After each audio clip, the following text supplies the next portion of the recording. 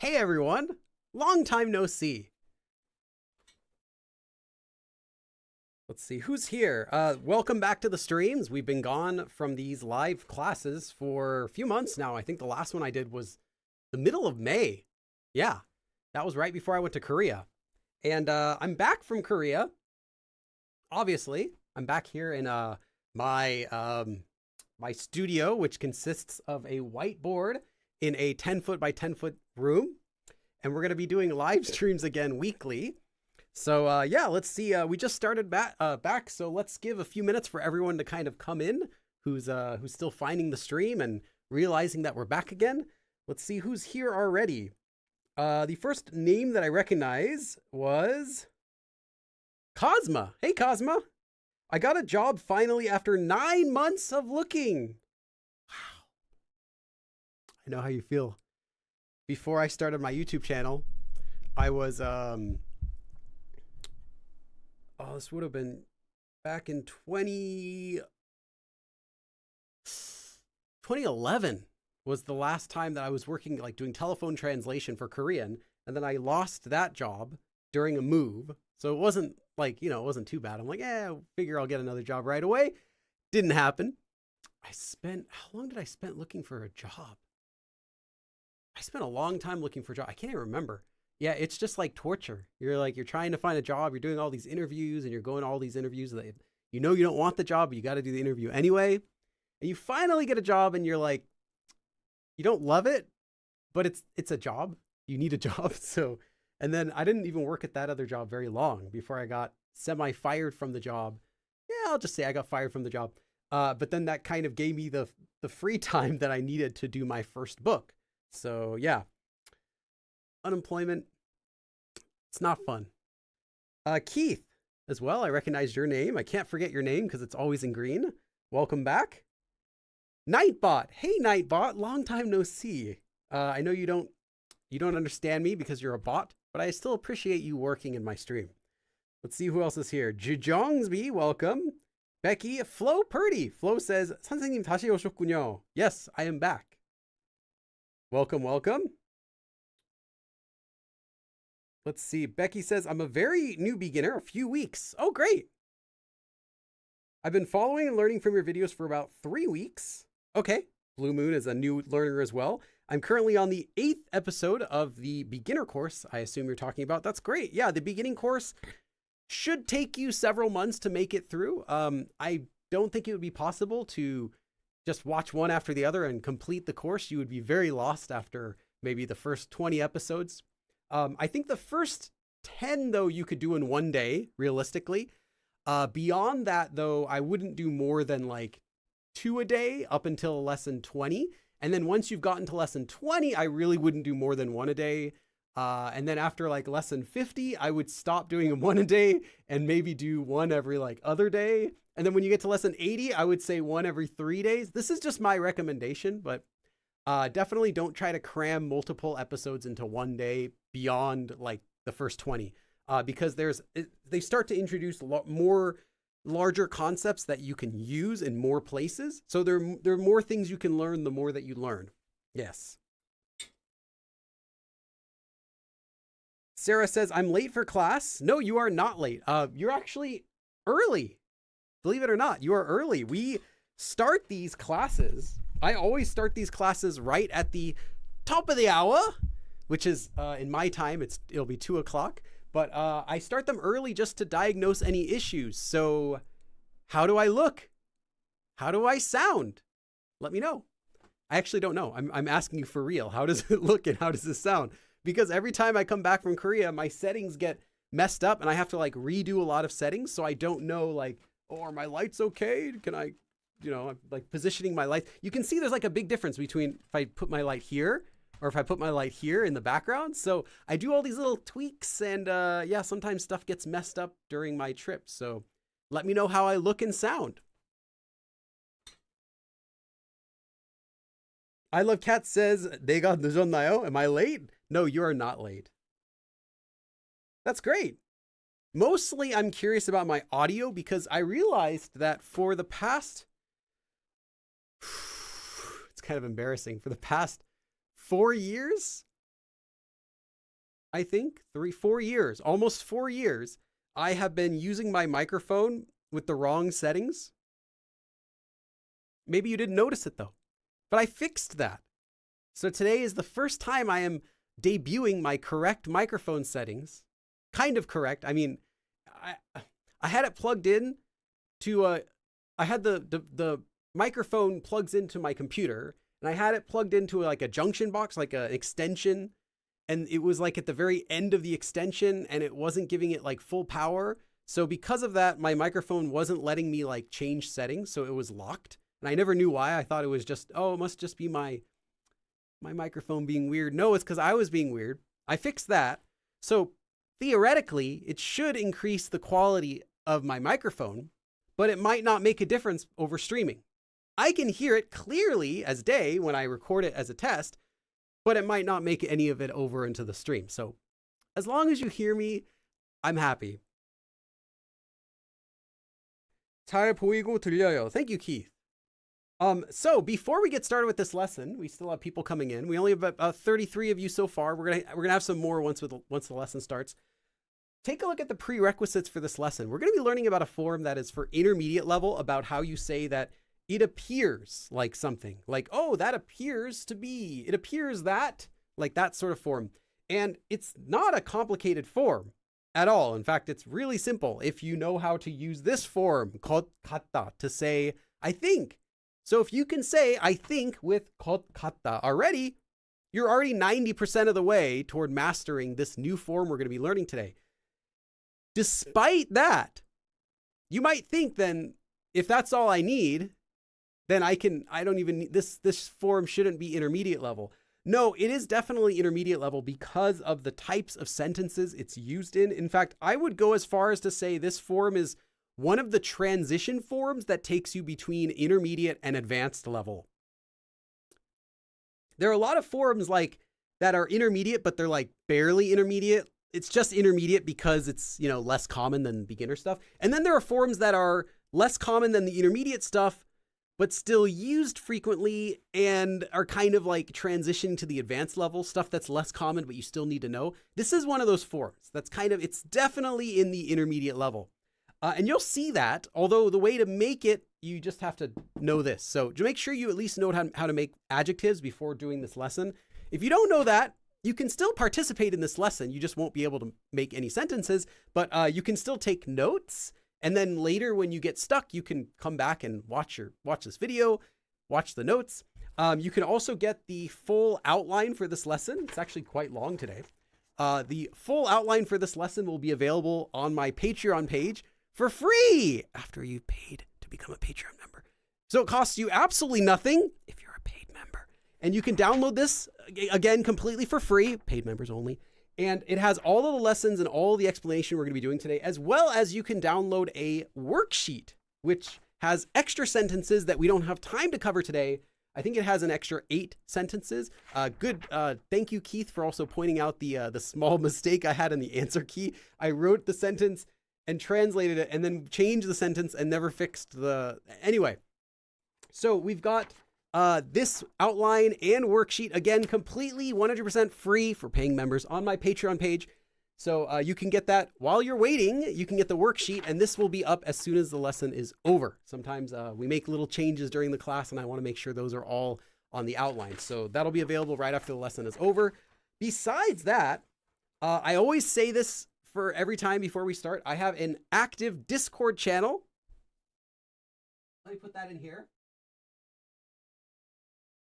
Yes, you heard correctly. Hey, Kai, welcome. 안녕하세요, 빌리 선생님. Welcome back. Thank you. Sarah says, you look good and sound well. I can hear you clearly. Thank you very much. I really enjoy your class for the beginner level. I'm in lesson 40. Awesome. Is KeyCat around? Asked Bessie. Yeah, KeyCat is around. KeyCat's actually sleeping in my closet right over there. Maybe if we, maybe later, if we get some donations and KeyCat can make an appearance. But right now, she told me not to wake her up. She's really tired and jet lagged. In fact, she's probably going to be jet lagged for a whole year until I go back to Korea again. So I try not to bug her unless I need her. Yes, there is a, okay, as I was saying, there is a free, actually free, without an asterisk, Discord channel. That's what it's called. Server? Yeah, Discord, where you can hang out with other Korean learners. There are already thousands of you in there. I think it has like 5,000 something members. It's fairly active during the day as well. You can go in there, say hi, practice Korean, talk with other people who are learning, share photos, gifts from K-pop demon hunters, whatever you like. It goes on there. And yeah, that is completely free. There also are some native speakers in there, although I don't know what times they come in. It's kind of random, but you sometimes will find native Korean speakers as well. Besides that, the only other thing you need to know is the live schedule. So this is the first live class since I've come back. Next Sunday, there will be another one. And after that, we'll have to set a new schedule. So I'm not exactly sure what it'll be after that, but it will be most weeks. So you're not getting a reduced schedule or anything. I just have to plan the exact Sundays that I will and won't be doing. And I'll put all of those on the Google document, which I think I can link here as well. I'll link that. That's the Google document, which has all of my live streams in it, the past ones as well as future ones coming up. So you can always see what's going on and when. All right. Again, everyone here is early. I'll get started with the class in just about 7 minutes. Not me writing everything in Korean and forgetting what it says. That's fine. You make Kiket sleep in the closet. Well, Kiket likes to sleep in the closet because it's dark. If I have Kiket sleep in this room, then every time I turn on the lights and off the lights, then Kiket's going to wake up. So I actually throw Kiket at the top, very top of my closet there's like a wire rack at the top of my closet. That's where I throw her, and she's just sleeping there right now. So even with me, with all these lights on, talking, doesn't really bug her that much, I think. Welcome, welcome.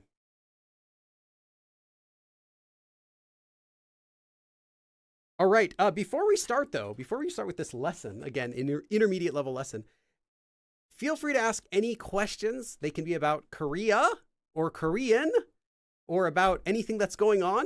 And now we have just a little bit of time to talk about whatever we want before we have to get into the lesson. So again, you want to know this form at least before we start today's lesson because it works the exact same way, but it has a different meaning. Like it had different usage, but the way it conjugates is the exact same, I mean.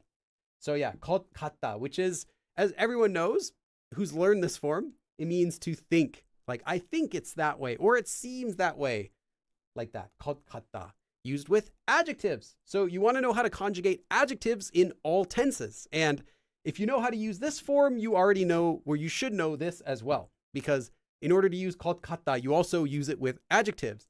So the adjective will be in whatever tense you want. Like, I think it is 인 것 같다. If you're using 이다, let's use 하다. Actually, let's not use 하다 because it can be also action. Let's take, let's find something that's, I guess we could just use 맛있다 because it's very simple. 맛있다. 맛있다, to be delicious, to taste good. 맛있는 것 같다. 맛있었던 것 같아요. 맛있을 것 같아요. Like, I think it was delicious. I think it will be delicious. I think it is delicious. That's what I mean by different tenses. If you can make sentences with 것 같다, at least with present tense, you're going to be fine for this lesson.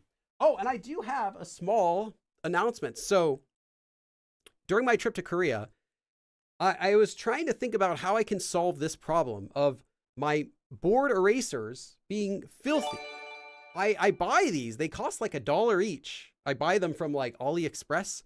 They cost like $1 each and they last probably twice, maybe sometimes just once. You can't really see it that well because I can't put it close to the camera without losing all the light. Actually, let me see if I can try. Okay, you can kind of like barely see it, but it's like covered with orange stuff. That's all the marker from the board. And it's gross. And then the problem is when you go to erase stuff, it like smears it. Actually, right now it's doing a pretty good job of, but it'll like leave, here we go. Okay, you can kind of see. It'll like leave like dust and dots of the marker all over the board because it's so thin and cheap. So I was thinking, how can I solve that problem? First of all, I'm going to throw this away. I got it. Oh, hold on. I got a donation. Jongsby. First sponsor. Kind of nervous.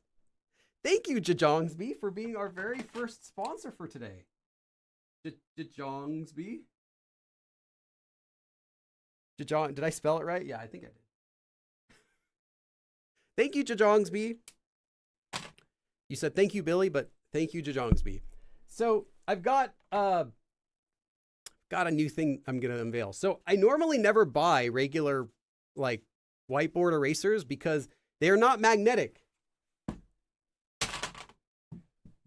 I like ones I could put on the board, but I did find this one when I was in Korea for 1,000원.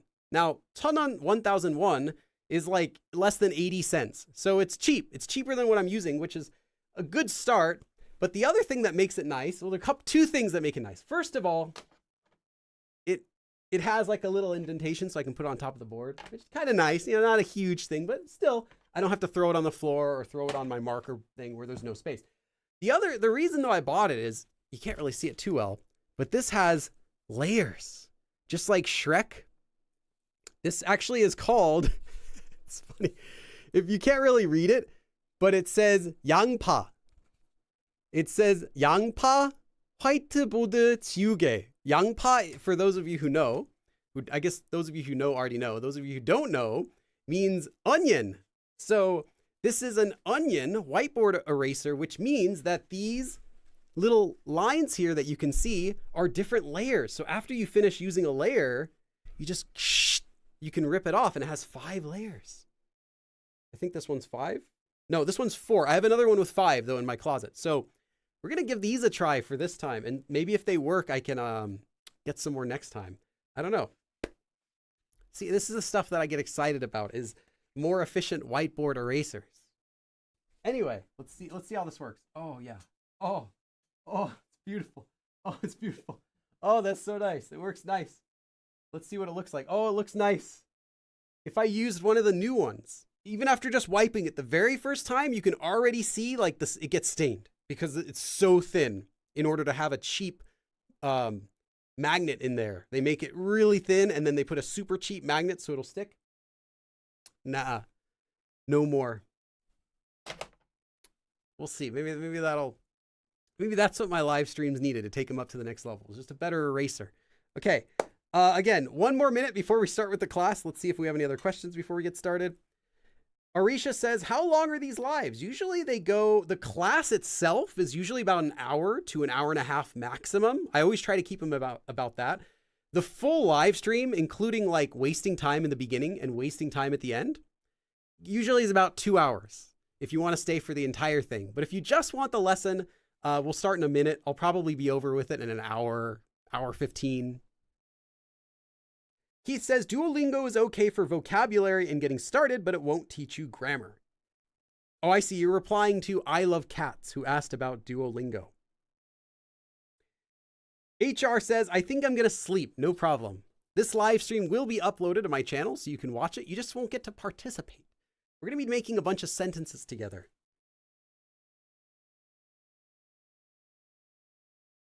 Okay, what are the prerequisites? HD. Are you joking? I just erased all of those. Is pre-ply good, asks HR. It's pretty much the same. I've never used it, but it's pretty much the same as italki or any other online tutoring database. However, what I had heard was that pre-ply is not as good for the tutors or something like that. Like they take more of the money from the tutors. None of the things really treat the tutors very well, though. As I know, like even if you use italki, I know they take a percentage of the tutoring fee just for listing them on their database. The best way, I think if you wanted to hire a tutor, the best thing you could do would be find a tutor and hire them separately, just by yourself. Find a tutor somewhere, pay them to tutor you over, Skype or Discord or whatever, because that way at least they get to keep more of the money. But yeah, as far as like a tutoring database, I think pre-ply is pretty much in the same range as italki, but like I said, I heard that it's less good for the tutors. Chatting with your adoring fans is a waste of time.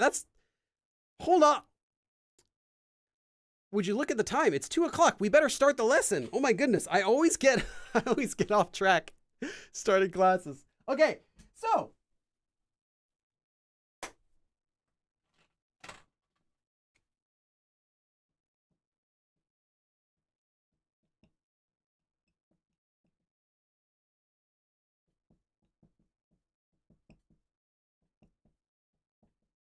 the form we're going to be learning about today is 모양이다. And the way it works is you take any verb and you change it into an adjective in any tense. Now, note that descriptive verbs and action verbs will become adjectives slightly differently. For example, if you have the verb 하다, the descriptive verb will become an adjective in the present tense as 한. Like 피곤하다, to be tired, would be 피곤한 in the present tense.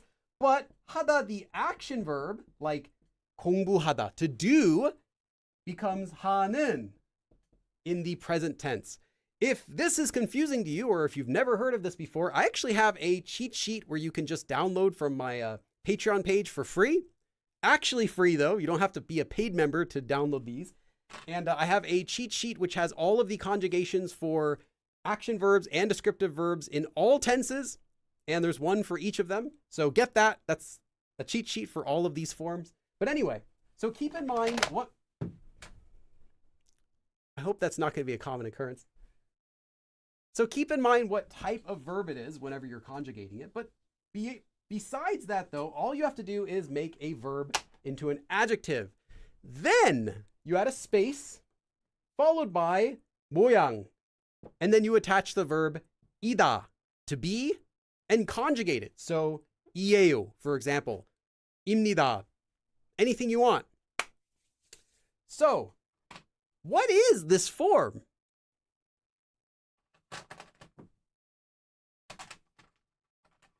Does anyone know what this form is? I think I did like a short lesson about this several years ago in my Korean FAQ series, but this will be much more in depth.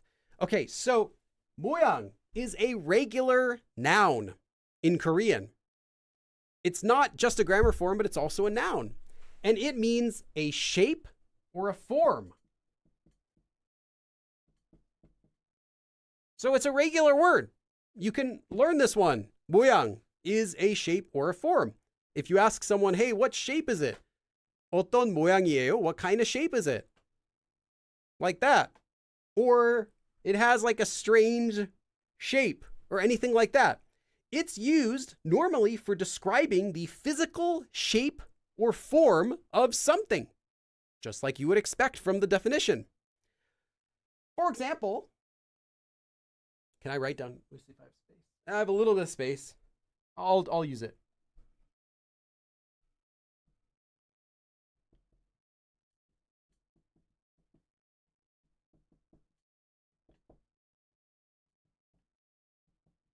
For example, if you see something that's shaped really weird, you can say 모양이, so the shape, 조금, or 좀, a little, 이상하다, to be strange or weird. 이상하네요. 모양이 좀 이상하네요. The shape it's a bit weird. Okay, I'm going to leave this up for just a minute. I don't want to go too fast.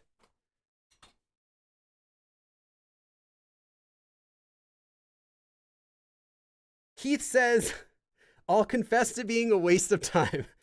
You're not a waste of time, Keith. Okay. How many lives are conducted throughout the week? Only on Sundays. So today's, the days that's right now. Lick says, I'm late, but I didn't miss it. Yes, you did not. You just came. Does Patreon have an app or is it just a website? You know, I don't know if there's an app version, but if there is an app, it would be pretty much just the same thing as the mobile. I mean, you can open up your phone and go to the browser and go to Patreon and it'll look like an app. It's just the mobile version of the site. But it's not something that you have to download or anything like that. It's just a monthly subscription that gives you access to a bunch of stuff that I have hidden behind a paywall. Now, that's not very much of my stuff, to be honest. Pretty much everything I try to make free when I can. The only stuff that I charge for would be my physical books, like the books I published, as well as if you want to get my personal Anki deck, That one I think is behind the $5 tier, but that's because I don't think you really need it. It's just for people who want that. And then people who really want to support me, if they do more than the higher tier on my Patreon page, then they get to watch my videos early. But there isn't anything you're going to need to learn Korean that's that you have to pay for. I guess I'll say that. You can get everything for free. Patreon, though, is just to support me so I can keep making stuff for everyone for free, if that makes sense. So yeah, these outlines, the lessons are free, but if you want to get the actual outline and worksheet that I use, those are behind Patreon. But again, those are on the lowest tier, so everyone gets those for supporting. Okay. So if 모양 means a shape or a form, then what does 모양이다 mean? Well, if 이다 means to be, then 모양이다 means to be the shape or the form of whatever the adjective is that you put before it. Literally, that's all this form is. When you're changing a verb into an adjective and attaching 모양이다, all you're doing is saying it is the form of adjective.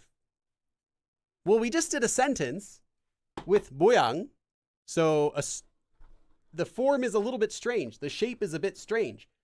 But what if we were to say 이상하다 with 모양이다? Literally, think about it. 이상한 모양이에요. Literally, you're saying it is the shape that is 이상하다, strange. So 이상한 모양이에요. It seems like it's a strange shape. Yes, that's what you get. It is the shape of something strange. It is a strange shape, literally. Yeah. 이상한 모양이다 would be to be a strange shape. So literally, this is what you get. However, when you use this form, 모양이다, it's not just to say something is a certain shape or a form. What it's actually used is to describe how something or how a situation appears to be. So the key word with this form is appears. Literally, you're saying it is the form or it is the shape of whatever. But this form is used to say, by that, you're saying it appears a certain way. I mean, if something is in a form that's like kind of a strange form, maybe a situation metaphorically has a strange shape, a strange form to you, that's how you can express in Korean something appears to be a certain way. Now, this appear is not the same as saying it appears large. Like the door appears large. The room appears bright. There is a different form for that, which is 보이다, which literally means to appear or to be visible or to be seen like this certain way. That's a different form. I've done a live stream about that as well as other lessons, so check that out. I've done other lessons about that. This form is to say something appears based on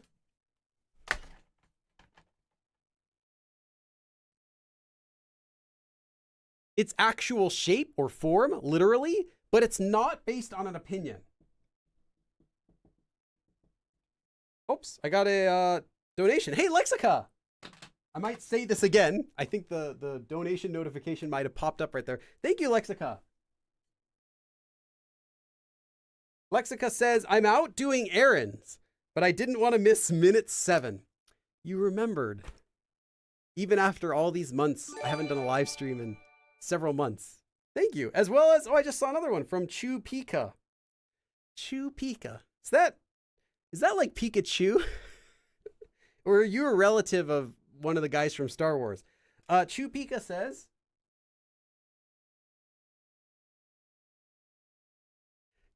we're starting to study Korean thanks to you. Keep it up. Thank you.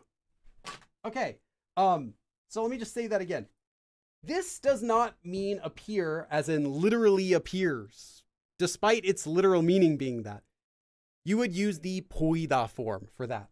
This means something appears a certain way, but it's not based on your opinion of something. So, you wouldn't say something like, oh, I see, now the board's blinking. Okay, it's a little bit delayed. Give it a second. Okay. So this one is not used for expressing your opinion. So if you say that it appears that the package will arrive tomorrow. Is this your opinion? Think about that for yourself. If I say, it appears the package will arrive tomorrow, is this an opinion? Now, this is an important distinction, and you'll find out when I compare it with kolkata. Spoiler, kolkata can be for an opinion. This is not used for your opinion. This is used to say something like, it appears the package will come tomorrow. No, this is not based on your opinion. This is based on something that you would have observed. Something that you can actually point out a reason for saying, right? It appears the package will come tomorrow.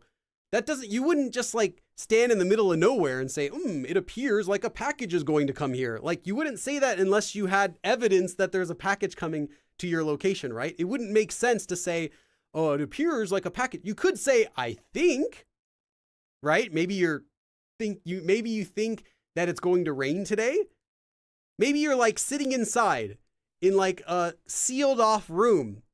You can say, without looking out the windows or checking your phone, I think it's going to rain today. You can say that, even though you have no reason to think so. You can say it, but you could not say, I'm trapped in this steel box with no windows and no internet. And I'm trapped in the steel box with no internet, no windows or any way to see the outside, but it appears it's going to rain. It makes no sense. I'm saying this many times because I want it to be clear. This form cannot be used for expressing your opinion. It has to be used for expressing something that you could have some sort of knowledge about, just like we would use appears in that way in English. Okay, so because of that, you also could not use 모양이다 to describe yourself. That might not seem obvious, but when you think about it again as appear, it should be obvious. It appears that I am tired. Yeah, like why would you say that?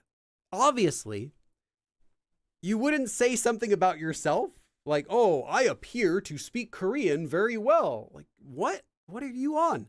No, you could say, I think, or it seems, or any other form that you have in Korean, but you wouldn't say, it appears that I will be going now off toward the sunset to rejoin my friends. Like, it doesn't make any sense. It just sounds like there's something wrong with you. So don't use it for talking about yourself. Okay. And one more note on that.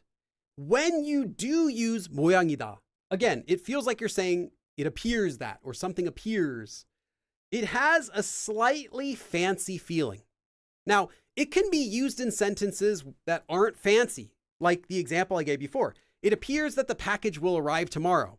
Is this a fancy sentence? A little bit, but not very, right?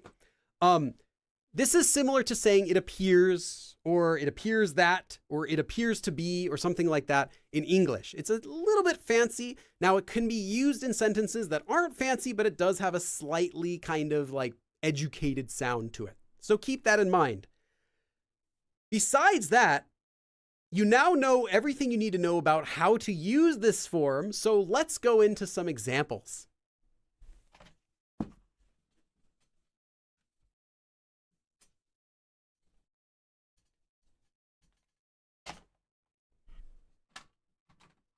Actually, I want you to do this sentence. If you are already intermediate, I'm going to give you 1 minute. I want you to say, it appears the package will arrive tomorrow. I'm just going to give you the words that you need. Tomorrow, 내일, 도착하다, arrive. 택배 is like a package, like something you order from online. 택배 would be a package, arrive tomorrow. I want you to make the sentence. It appears the package will arrive tomorrow. Again, will arrive. So pay attention to the tense. Now, the tense you're going to be changing is not 이다 on 모양이다, because you're saying it appears. You're still saying present tense, appears, not it did appear, or not it will appear. You're saying it appears the package will arrive tomorrow. So you're going to be adding that future tense to here, to arrive. All right, I'll just give you less than a minute. If you're already intermediate, feel free to try this. Don't worry if you can't do this. I'm going to give you the answer in just a second. I just want to see if you can already make a sentence with this form or not. Of course, Keith can. Keith. Nobody look at Keith's sentence. That's cheating.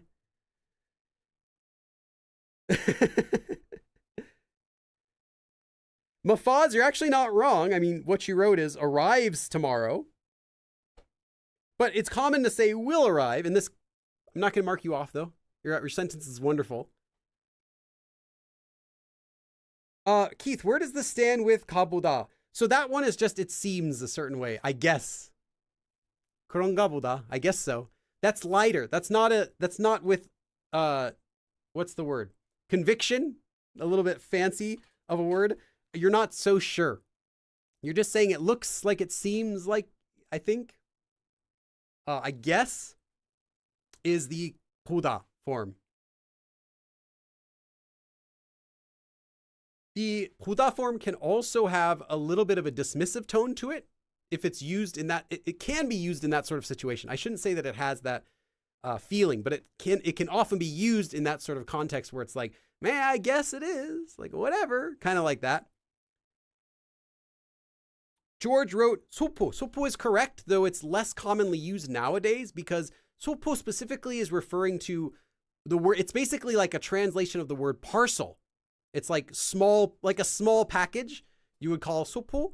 I remember when I lived in Korea, they still use that word quite a lot, but nowadays I don't hear it used so much. 택배 is what people, like 99% of the time, you'll just hear people saying 택배 now. Okay. Yes, nice. George wrote 내일 온, which means it came. I think it appears the package came tomorrow. You still wrote 내일. You could change that sentence though. 어제 온 모양이에요. Then it appears the package arrived yesterday. That would be fine. But since you use 내일, it has to be a future tense, which would be 올 if you want to say the package will come tomorrow. Okay, so let me give you the answer to this. And don't worry, I'm not going to have you try to write every single sentence here. I just wanted to do one for fun. One for fun.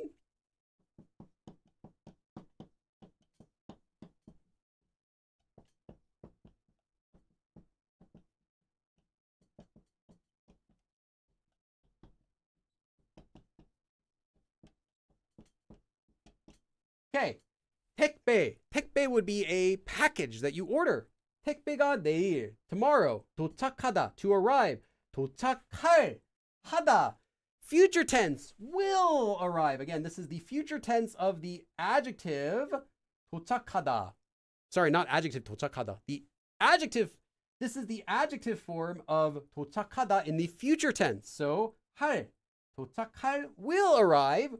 모양이다. So it appears that tomorrow the package will arrive. It appears the package will arrive tomorrow. 택배가 내일 도착할 모양이에요. Again, if you say it appears the package will arrive tomorrow, is this your opinion? I mean, in English, think about it. In English, does that mean it's your opinion? No, that's absolutely not your opinion. It means this is what other things have brought me to express, like other things that I can perceive, other pieces of evidence have caused me to say that I know this. So 모양이다 is used for things that you know, or at least you think you know, right? Not used for an opinion. So if you say it appears the package will come tomorrow, you can't just like sit down on the couch and be like, oh, I think it appears the package is coming tomorrow. Like by saying that, you're implying that you just checked the tracking information or someone told it to you. You couldn't just guess. You could though, if you weren't saying this form, you could just sit on the couch and be like, I think the package is coming tomorrow. Like that's just your you're thinking. It might or might not. Maybe no one told you. Maybe they told you actually it's coming in 3 days, but you're like, I think it'll come tomorrow. That's not this form. Again, this one is to appear that something will be, like based on other bits of information made you know something. Okay.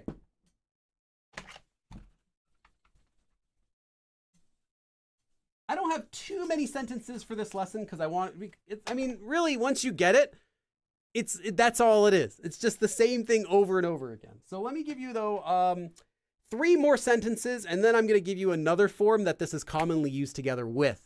Okay.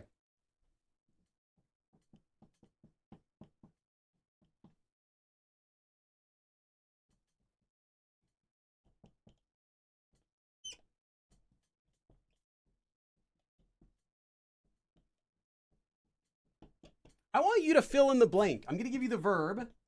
있다 means to forget. 그 친구는, so that friend, that dude, that girl, whatever. 저를, me, 있다, to forget. 모양이에요. So it appears that friend has forgotten me.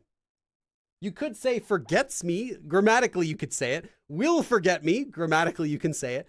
Most naturally, though, in this sentence is going to be, it seems that friend forgot me. So you're going to need to make the past tense adjective form of 있다, meaning to forget. So I want you to just quickly, you can just write that part if you want, or the whole sentence. I'll just give you like 20 seconds. Shu Pika asks, can you use it for something like, it appears it is going to rain soon when the sky is cloudy or dark whenever it indicates it can happen? Oh, I see what you mean. Yes, exactly what it's used for. Again, if you say it appears it's going to rain, because, like, how could you say that sentence in English? It's because you see the clouds, right? It's the exact same thing in Korean. Again, this is not how you say, like, it appears small. It appears blue. It appears like you are tired. This is not that sort of appears. That's like actually physically something just appears a certain way. I'm just describing its look. That's the form 보이다. This is to say, it appears like it will rain. It appears like the package will come tomorrow. It appears like my friend has forgotten. It appears my friend has forgotten about me. That's what this form is used for. Again, it's something, it's like basically you're saying, I know. This form is kind of like saying, I know that based on information around me. 그 친구는 저를 있다. We can change this into a past tense form, forget. 모양이에요. It appears my friend has forgotten about me, which is 잊은.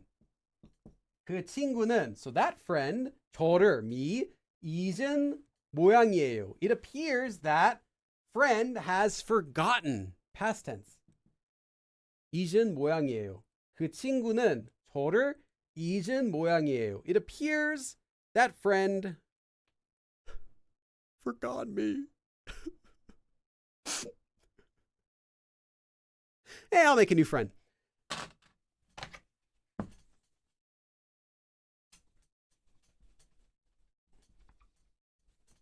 Okay. Next sentence.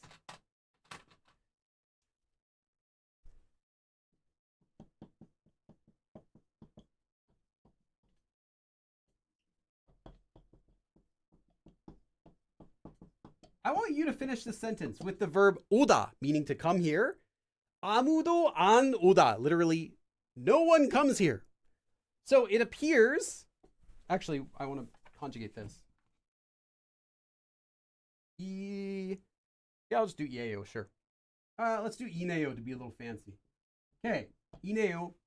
So it appears no one will come here. It appears no one is coming here. It appears no one came here. All three are fine.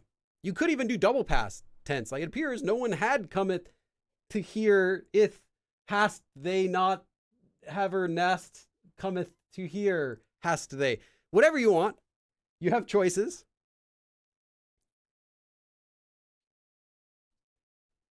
Andrea has 아무도 안 오는 모양이네요. Seems no one's coming here. Okay, that's good. You can feel free to write the same sentence if you'd like. Just practice it. I want you to practice it. You're never going to learn Korean until you practice it. I'm serious, though. You got to practice. 온. Mikey. Yes, Mikey. So 아무도 안 온 모양이네요. Seems like nobody came here. You go to the party an hour later, and all the snacks are still there. Like the pizza hasn't even been touched. Still warm. Which is weird because the pizza was ordered 5 hours ago. It should be cold. But anyway, it seems like nobody even came here. And then Valeria as well. On 올. Seems like nobody is going to come here. It's empty. No one's coming here. 아무도 안 올 모양이에요. Nice, Lexica, as well as Keith. Seems like no one's coming here. Speaking of pizza, Chef Boyardee sells a pizza kit. Everyone loves, when you think of Chef Boyardee, you think of quality. So I went to the grocery store and they had on sale, it was like $2. It was a Chef Boyardee pizza kit. Normally like $9, but it was marked down because I guess they had to get rid of it. It was expiring in a month. So I bought that. I made that today with my kid for lunch today. And I'll tell you, it was worth every penny. It was worth every penny. That's all I'm going to say. Okay.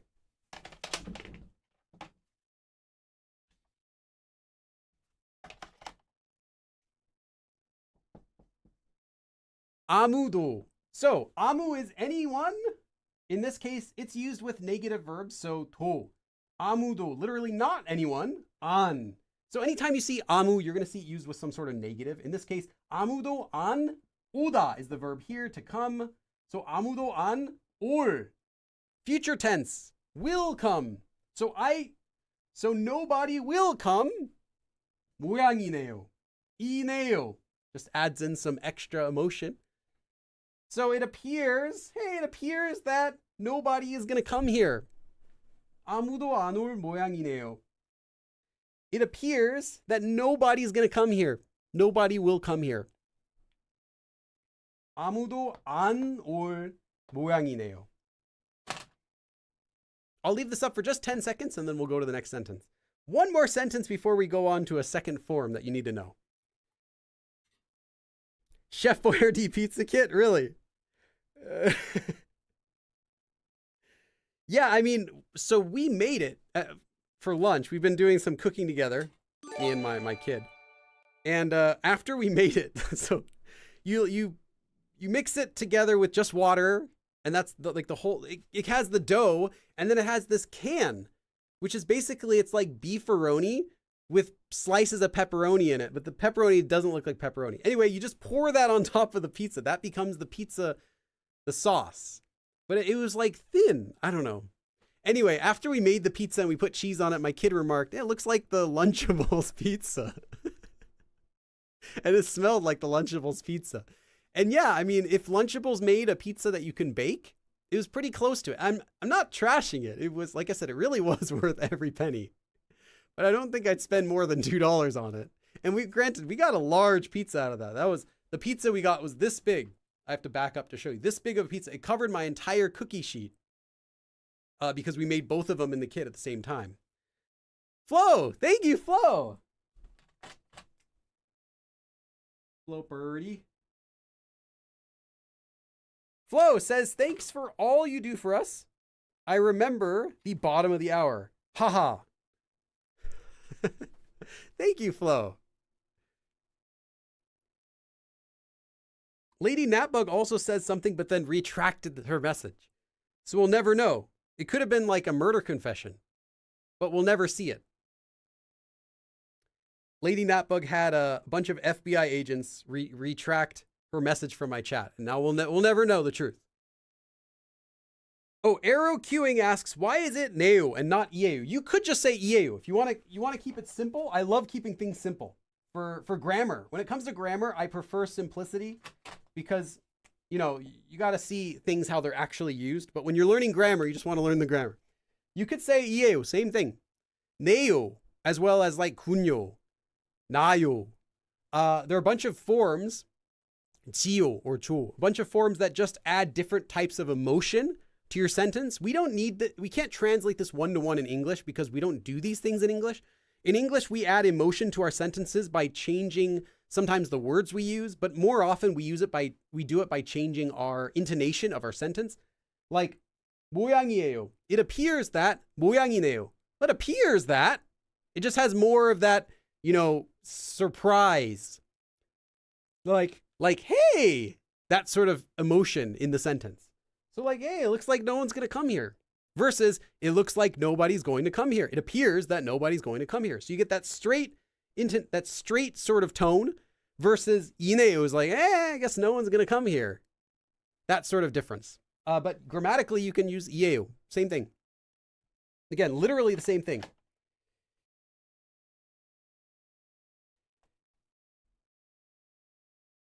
My connection is not liking me today. Oh, that's too bad. Chupika. Take care, Chupika. Chupika. Okay. Actually sounded more like Stitch than Pikachu. Anyway.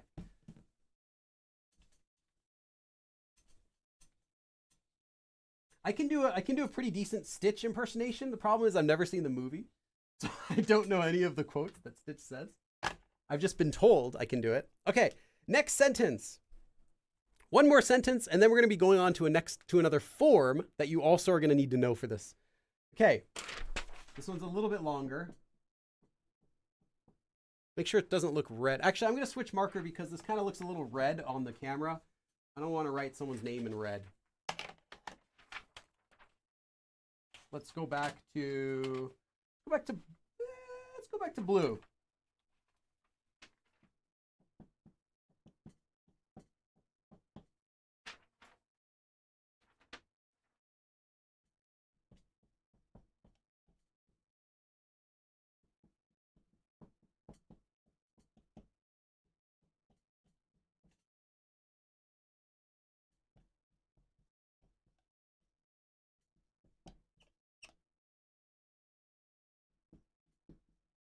This marker's kind of dying. I should, while I want you to finish this sentence, but I'm going to tell you what you're doing here. 영희 is our friend 영희. 오늘, today, 무슨 날? What day? Literally, 무슨 what? 날 is day. 인지 is, if you don't know the form, don't worry about it. Just think about the literal translation. I mean, the translation I'll give you. 모르다, to not know what day it is today. 모양이네요. So it appears, sorry, I shouldn't say it seems because that's not a good translation for us understanding it. It appears that 영희 doesn't know, 모르다, what day today is. I want you to choose what form would you use for 모르다 while I go throw away this pen and get a new one. Oh, I threw it on the floor. Again, it fell on the floor. Okay, now I'm going to get a new one. Go ahead and write the answers.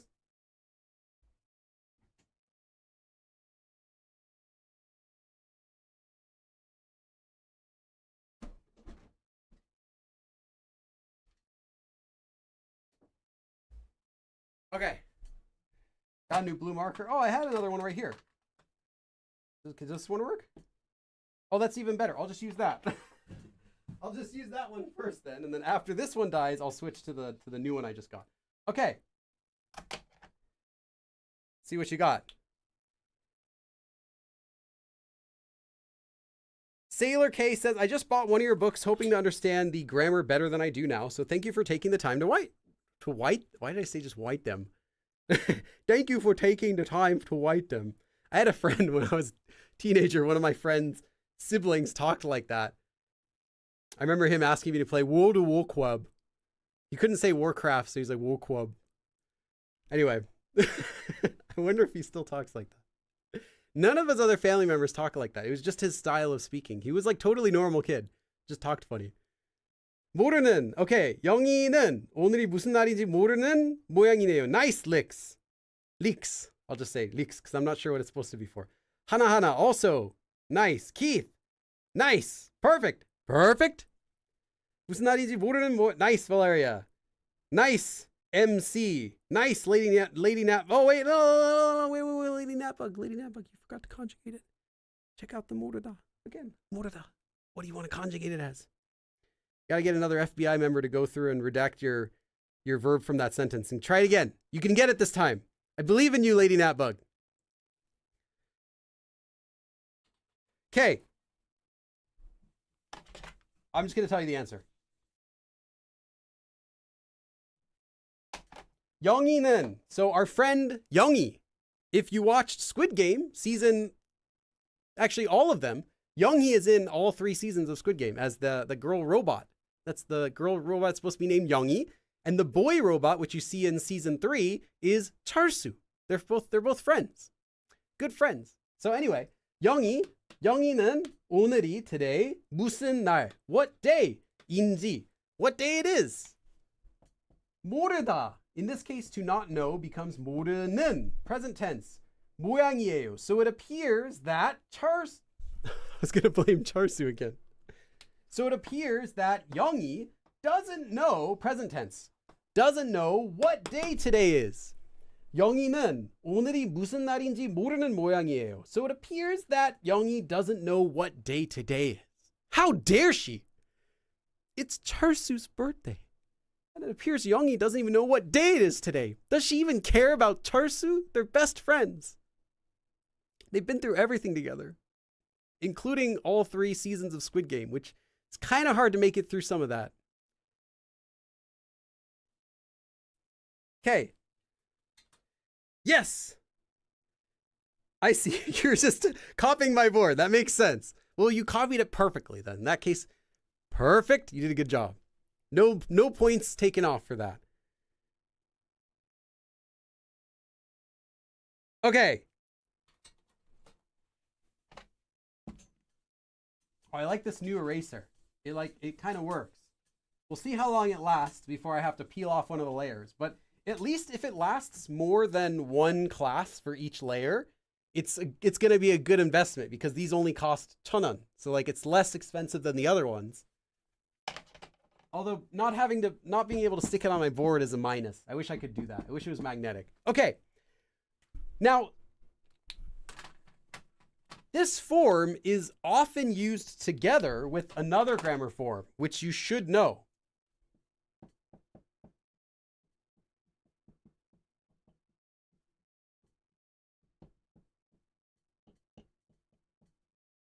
This form, 모양이다, is commonly used together with the form 걸 보니까, which is, 걸 is just 것을, and 보니, and 보니까 is the same as 보니. 보니 is just a slightly more written version, a little bit fancier version of the spoken form 보니까, but they have the same meaning. So you'd see something, 걸 보니, 걸 보니까, and then 모양이다. What this means is the actual verb 보다, to see. So, for example,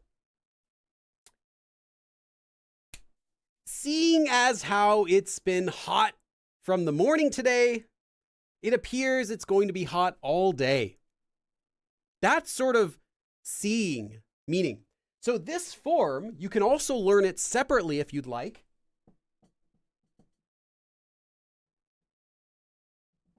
Seeing as how. Seeing as how. This is a separate form. You can also learn this. So like seeing as how, whatever. The way this form works is you attach 것을 after an adjective. Why did I write ah? Am I screaming inside at this form? Why did I write? Let me try that again. Adjective. The way this works is you attach an adjective before 걸 or 것을, and then 보니까 or 보니.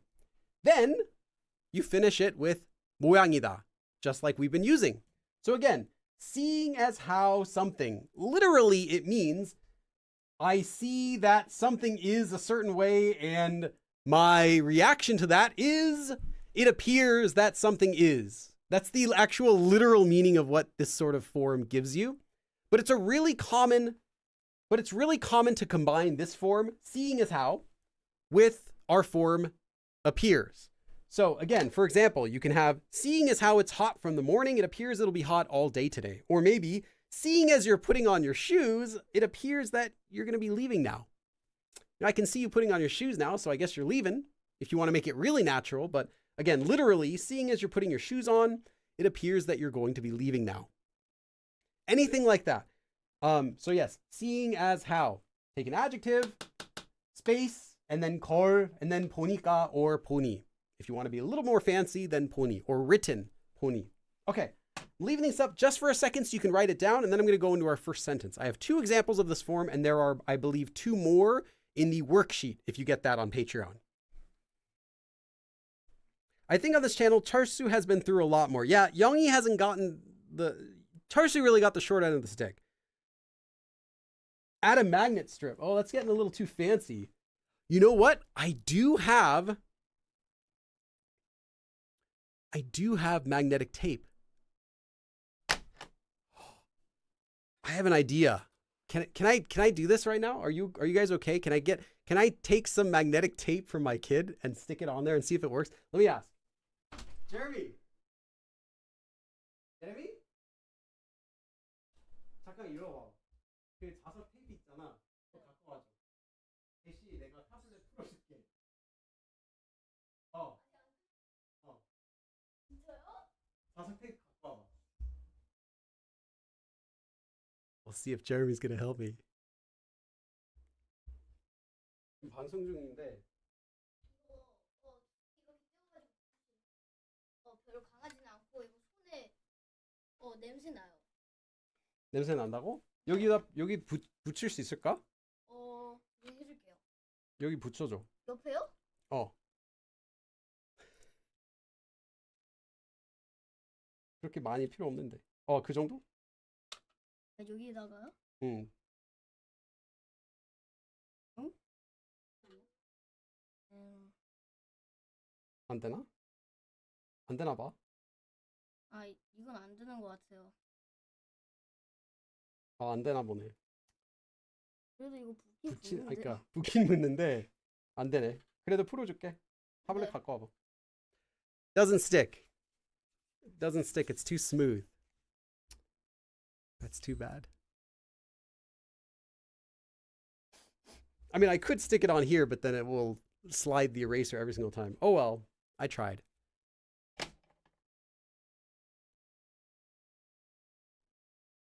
Double back sticky tape. Yeah, I think I need some double sticky tape. I think I can try it again later. 뭐야, 타블렛이가 아직 안 끝났네? 네, 제가 말했잖아요. 얼마나 남았는데? 아마 많이 안 남았어요. 자.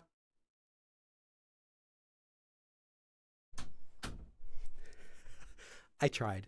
Okay.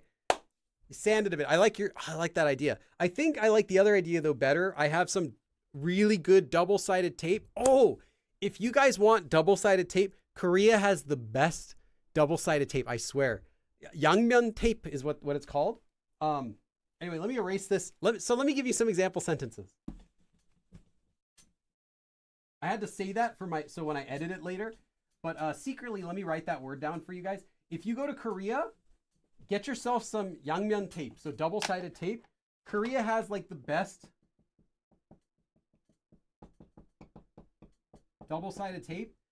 Yang is both, both, and myeon is side, so literally both side. They have Yangmyeon for like everything, like 종이 for like paper, double-sided, whatever. Anyway, double-sided tape in Korea is really, really strong and good quality. Like it's not gonna get all sticky after a few years of being in your closet. It's not gonna get overly sticky, like it just melts to itself. You know what I'm talking about. It's also not really weak. Just good quality double-sided tape you can get in Korea. I haven't found that good of stuff outside of Korea easily, but I know we have a bunch of it at our house because my wife bought it several years ago, and it's still totally good. Okay, unrelated to the lesson, just thought I'd mention that. And then we got the magnet tape, which is what we were trying to use, but the magnet tape isn't that sticky. It's not supposed to be for like plastic. It's supposed to be for like paper stuff. So I think I might try using some of the double-sided tape and then trying the magnet, or Keith's idea of sanding it first. Either of those could work. As well as Lady Natbug also says a job for sandpaper. Hey, Stig. Hold on, Stig, how much is that? I always have to translate. That's like $10. Thank you so much.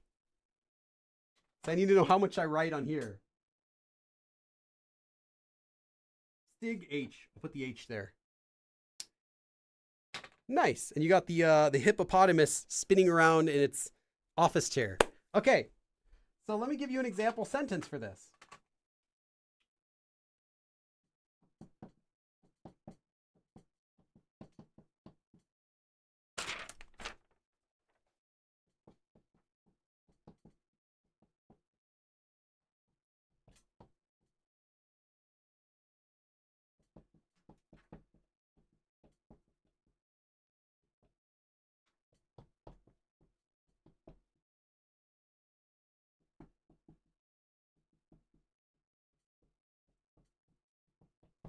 So here's an example sentence combining these two forms.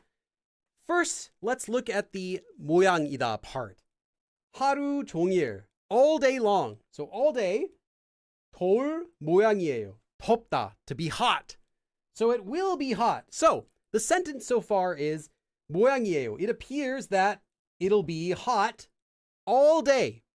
Now, grammatically, with this short of a sentence, you're fine. You can say 하루 종일 더울 모양이에요. It appears it's going to be hot all day. But in actual Korean, you won't, because think about it if it were English. If you walk up to some dude, say your friend, you're like, it appears that today will be hot all day. Your friend's going to be like, okay, like maybe they'll think, why do you think that? Or that's kind of random, or okay, you're not my friend anymore. Because it doesn't have a reason, and the listener won't know why you're saying that, right? Like saying that it appears implies that you have some reason for knowing it. So it's really common to use the form 걸 보니 or 걸 보니까, as we saw, in order to give a reason in your sentence. So you're saying not just it appears that it'll be hot all day today, but you're saying because this is the reason why I think. This is the reason why it appears that way, is what you're saying. In this case, 아침부터, from the morning, 덥다, to be hot again, 더운, again, adjective before 걸, 더운 걸 보니까, so seeing, 더운 걸 보니, sorry, here's 보니, but 보니까 is the same. 더운 걸 보니, seeing as it's hot from the morning, so seeing as it's just the morning, but it's already hot even from the morning, seeing that is what makes me know that it's going to be hot all day. 아침부터 더운 걸 보니 하루 종일 더울 모양이에요. So, seeing as how it's hot from the morning, it appears that it'll be hot all day today. So these forms are commonly used together in real speech because it gives the reason for you having this knowledge of something. Instead of just saying like, it appears that the package will arrive tomorrow. Like you could say that if you're sitting on your sofa and you look at your phone, it appears that the package will arrive tomorrow. But to make a more natural sentence, you'll usually give the reason like, hey, well, seeing as how it's already arrived in, Las Vegas, it appears my package will arrive here tomorrow in LA. Like that's a regular sentence that no longer sounds awkward anymore, right? So giving the reason for your knowledge is going to sound more natural than just randomly making a sentence that says, it appears, like that. So even with our previous example, we had 아무도 안 올 모양이네요. It appears that nobody will come here. That's a sentence. That's a mood. You could do that. But it's better to be like, well, seeing as how it's already, 3:00, and the party ends at 5, it appears nobody's going to come here today. Sounds way more natural than just saying, it appears that nobody will come here. Like, it's kind of like the John Travolta meme. Like, it appears, like, it just, like, what are you doing? Like, who asked you, right? But when you give the justification, it sounds much more natural. Hopefully that helps clarify why you might want to combine these two forms together. Okay, so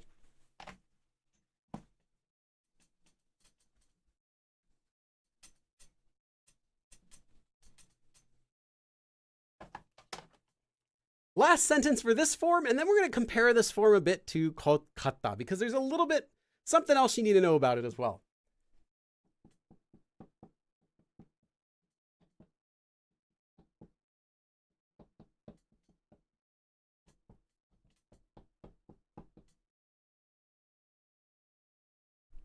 Actually, I think it's also 보니. If you're speaking, you're going to say 보니까 more often, but 보니, if you're writing, is a little more common.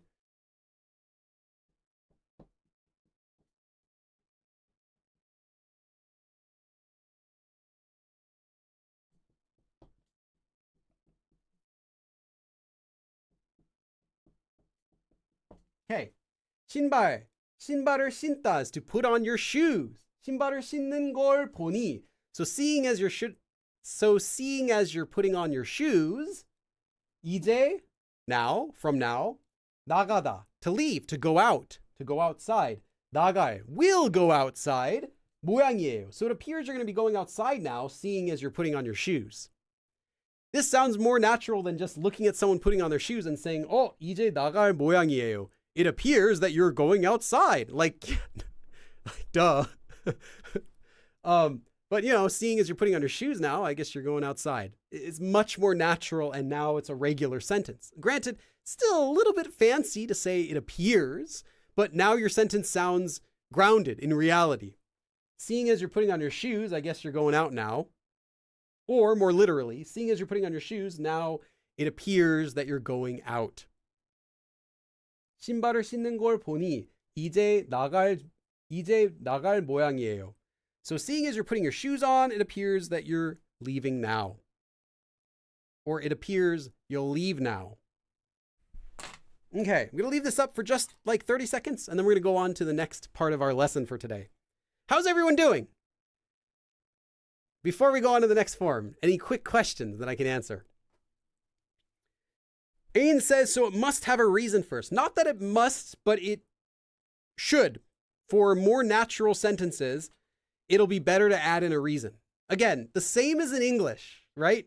A lot of the tricky stuff with Korean is like the same way we do things in English. Maybe not the exact same way, but like, why would you add in a reason in English? Because it makes it so you don't sound like you're a madman, right? Just saying, walking in and be like, it appears that this room will be a little too small. Like what?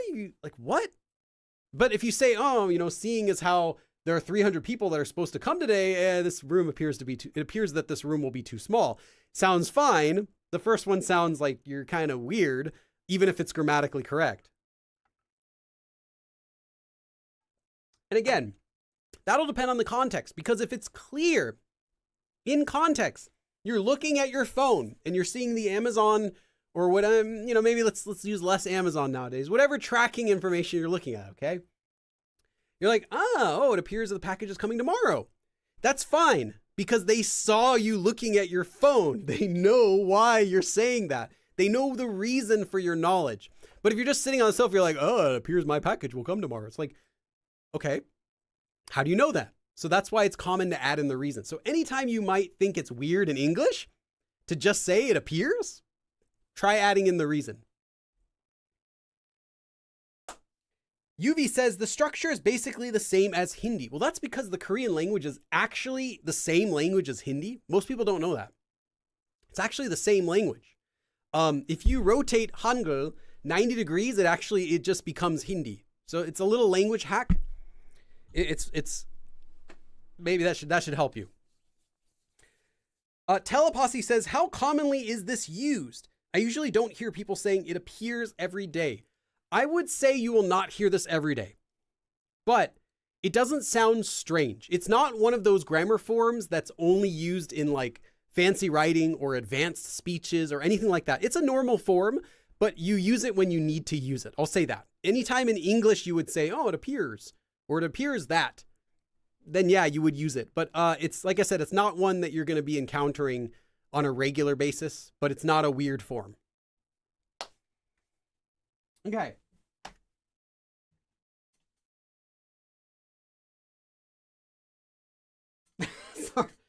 Sorry, Freya. Anyone who doesn't know that was a joke. Do I have to clarify? Should I go further so it's more obvious? I don't want people to think I'm serious, because it's actually not Korean. It's Hindi. Korean's actually not Hindi. Korean's actually Italian. I was joking about the Hindi relation. There's no relation. It's actually Italian. Okay.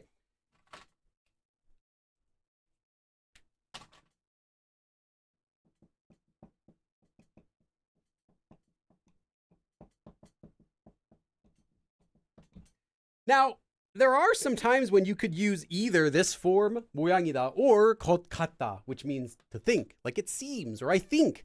There are some times when you can use either sentence. Like you could make the sentence, I think the weather is hot. Yeah, I think the weather's hot. Or you could say, it appears that the weather is hot.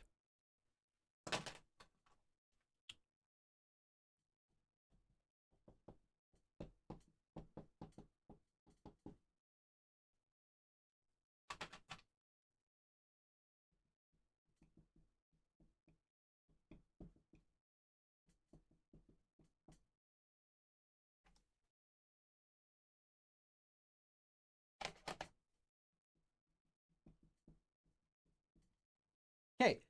Make sure these are both on screen. They're not on screen. Okay. Almost. This one's kind of off. Let me try that again. Yeah, it's close enough. Okay. You could have these.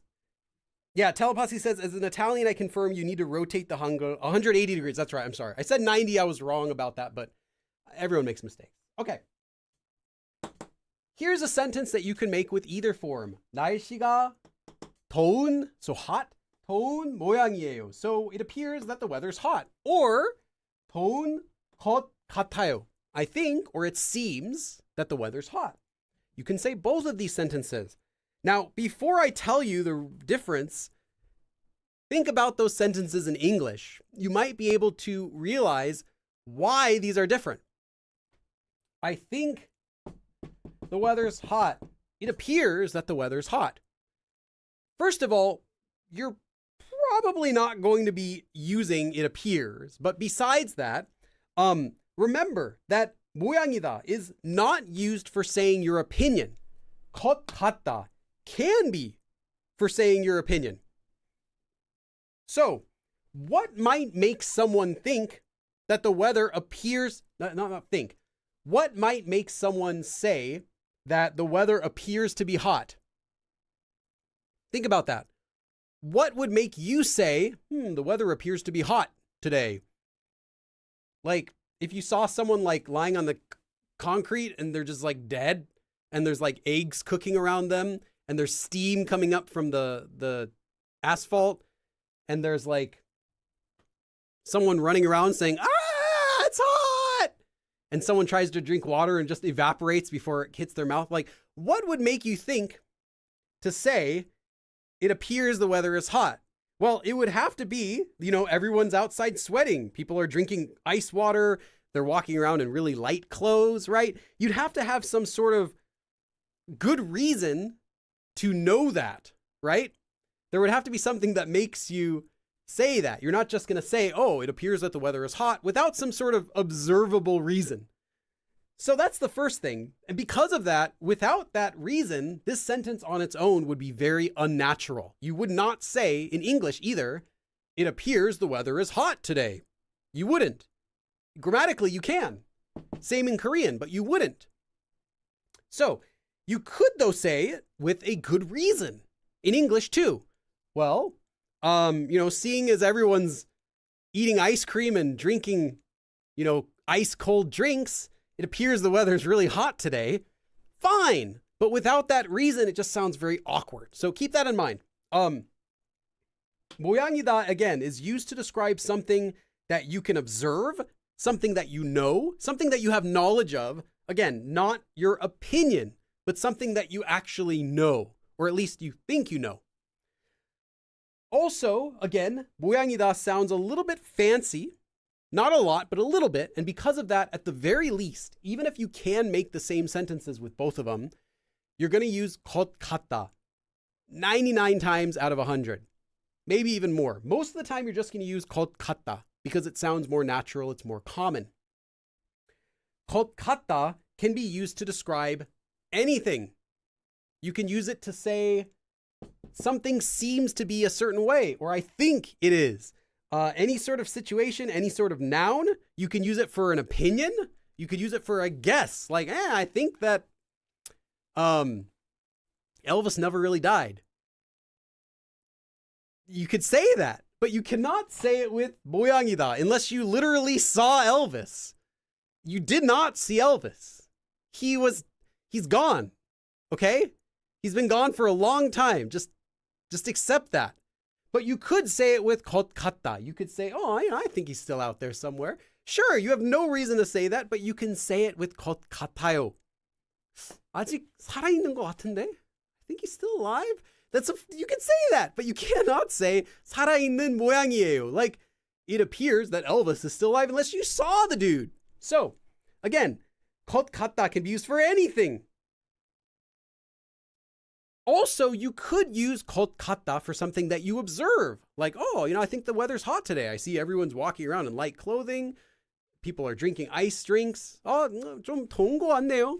더운 것 같아요. I think it's hot.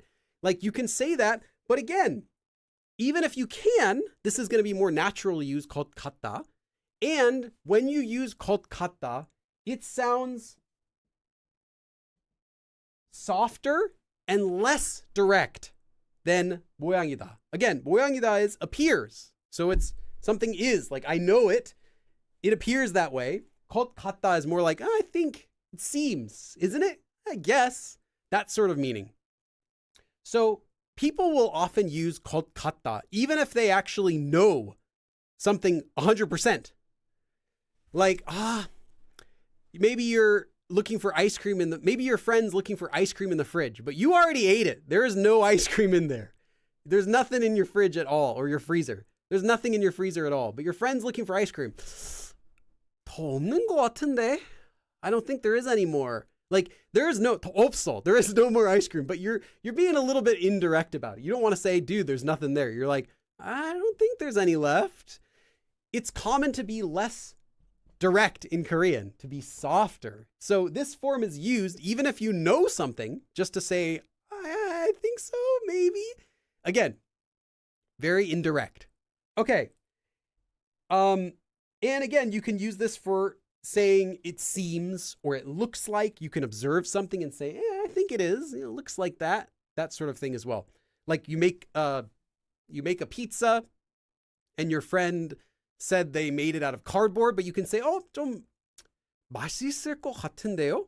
I think it's going to be good. It looks delicious, right? Even if you know it's not going to taste good, you can say, I think it might be. It looks like it could be. So you can make observations with 것 같다. Basically, what I'm trying to say is 것 같다 is used for everything. You can use it very flexibly for whatever you want to say. I think, it seems, I guess, maybe it is. I know, but I'm being indirect. All of those things are fine. 모양이다 is only for things that you are pretty sure about, that you can know from observing things or things that you know. Okay. That is the lesson for today. Let me take a really quick thumbnail. Then I'm going to take some questions or comments.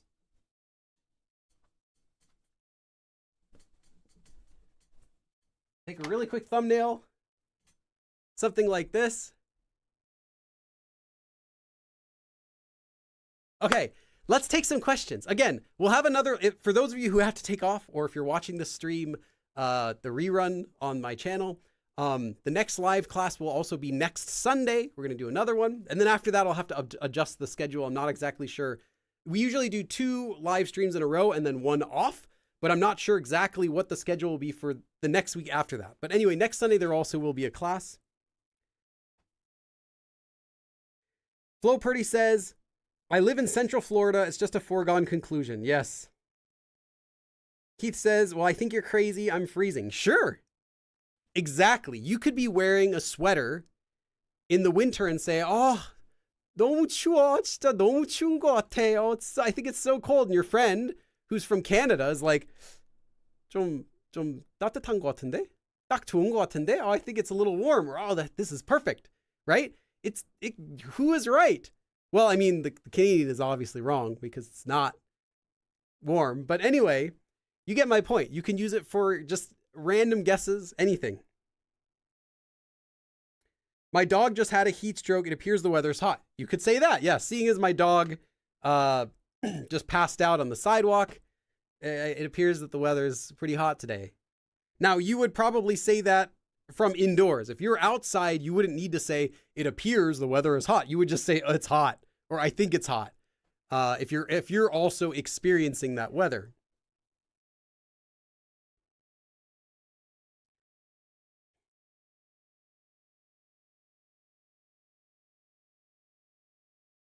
Do a backflip for the thumbnail. I don't even have space to do a backflip, let alone the talent to do a backflip. Now, I think my younger brother could do a backflip. I remember him doing flips and stuff when we were younger. I don't think I could do a backflip. I would just land on my neck, probably break my neck. And then I'll do the next live stream from the hospital with like a big neck brace. Or if it goes really bad, I'll do the next live stream from the funeral home. You'll just see a stream of my tombstone. It'll say like, he died being really stupid. and it'll have like a little figurine of someone like backflipping and their neck breaks off, like something like that. But I'll do the stream. I'll do it. Even if I'm dead, I'll still keep streaming. I'll be working next Sunday. That's fine. We always have a good number of regulars that come here most of the streams, and then we'll always have about half of the people who come in will be like newcomers and people who are like rotating that they don't come every week. Totally fine. That's why I always make sure to leave these up on my channel permanently, so you can always come back and watch these later. Okay, we're gonna stick around for just 20 minutes. I'll take questions. It appears you broke your neck. Yes, seeing as how you're lying in a hospital bed with a neck brace, it appears that you broke your neck. It's a very natural sentence. Yeah. Kai says, whoa, whoa, whoa, I leave and come back to hear you saying you're going to stream from your funeral. I'm not letting anything stop me, okay? I'm going to be, like lying down. I'll be in my coffin. I'll be like, okay, so check out this 4. I don't know if I'll stream next week. I'll try. See how I feel next week. This is a heart monitor. Yes. I'll be here from now on. Love these and it helps remember stuff better. Nice. Cosma says, I have to sleep. I have work tomorrow. Thank you for the lesson, Billy. Take care, Cosma. You owe us 150 more years. Remember, that's true. So the only way I can do that is if I live at least for 150 more years, which means by the time I finish these, I'm going to be, does it be 180 something? Yeah, I'll be 100. I'll be in my 180s. I could do it. How long is the oldest person ever lived? Wasn't it like 120 or something maybe that the oldest person ever lived? I could do it. Yeah, sure. Why not? I'll just keep staying alive. That's all I'll do. I'm pretty determined. I can make, I can make up my mind and get it done. I'll do that. 180 something. Let's go for 190 just to be safe. I'm going to go for 190 years old. When Korea has unified, the language has completely changed, and I'll try to keep up to date by going to Korea every year so I can make sure I keep up with all the new slang and everything. Yeah, let's do it. Sounds good.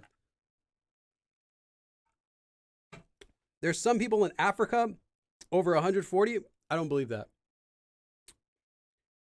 I wouldn't believe anyone who said they're over 120 or something, because there weren't very good records until more recently. So anyone who's that old, it's like there was no hospital. They just said they were born this day. Like, nah. But I think you can check. You can cut. I was gonna say you can count how old someone was. You can always verify this. You just count the rings, right? I think that's what they do. So we can figure that out if we're ever really curious how old someone is.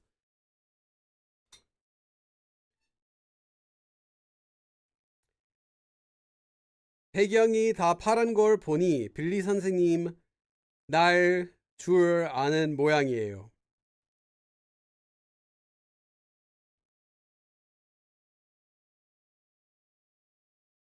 아, 날 줄 아는. I get it. It appears Billy knows how. Sorry, I was reading yours like one word at a time for some reason. And then I'm like, wait, Keith can speak Korean. Why don't I just read this as one sentence? And then it made sense. Billy isn't going anywhere until all 754,000 of his subscribers are fluent. That is my ultimate goal is, if I could just get 1% of my subscribers to be fluent, I would be really happy, because I know most people who subscribe are kind of casually interested in learning Korean, and they're interested in the idea of learning Korean, but maybe not necessarily putting in the work to do it. And I understand, like most hobbies, you try out a new hobby for a few weeks, you realize, I like it, but it takes too much time, or I don't have the money for that, or it's not a good, not a good place in my life, or not enough time, anything like that. I get it. If I could get 7,000 people, so 7,500 people to get fluent in Korean, that would be incredible. Even if I can get 1% of the people fluent in Korean. I'm really happy when I meet other people who speak Korean, and then they'll be like, oh, Billy, I got started with you. I'm like, yes, that makes me really happy. But I don't expect most people to get there because just, learning Korean just takes a lot of time. And most people might do it for a few months and then they feel like, oh, I'm not fluent. It's been 5 seconds and I'm still not speaking it fluently. I've been studying for 3 months and I can barely understand this medical journal. Like, give yourself a break. It can take years to get fluent. But it will happen if you're putting in the time, it will happen. Billy's going to break scientific barriers just to teach Korean. Yes. You can cut them in half. Yeah, that's how you check. Then you count the rings. And if you you could find out exactly how old they are that way. I saw a Guess the Language by the Sound video on YouTube, and they used an audio clip from your street interviews from Korean. Really? Send me that video, Jason. I'd be curious that's cool. I wouldn't mind that. I'm curious to see what the video is. Sometimes I'll see my face pop up in other random videos. What was it? There was some like popular English teaching Korean YouTube channel a few months ago that used like a 3-second clip of one of my videos in their explanation for like something about Korean, people interested in learning Korean, something like that. I saw my face in there. I'm like, that's so random. Why'd you pick me? I just back after flipping Hangul by 90 degrees. I think I just created a new language. Yes, I don't know what that is. What language is between Korean and Italian? What would that be? Does anyone know? If you flip the Hangul 180 degrees, you get Italian. So what happens when you flip it 90 degrees? Swahili? I don't know what language is between Korean and Italian. I often write Korean and then pop it into Google to see if it makes sense.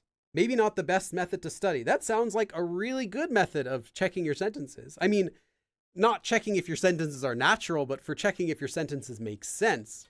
For checking if your sentence is natural, you have to be careful because even the best version of ChatGPT can't do that very reliably.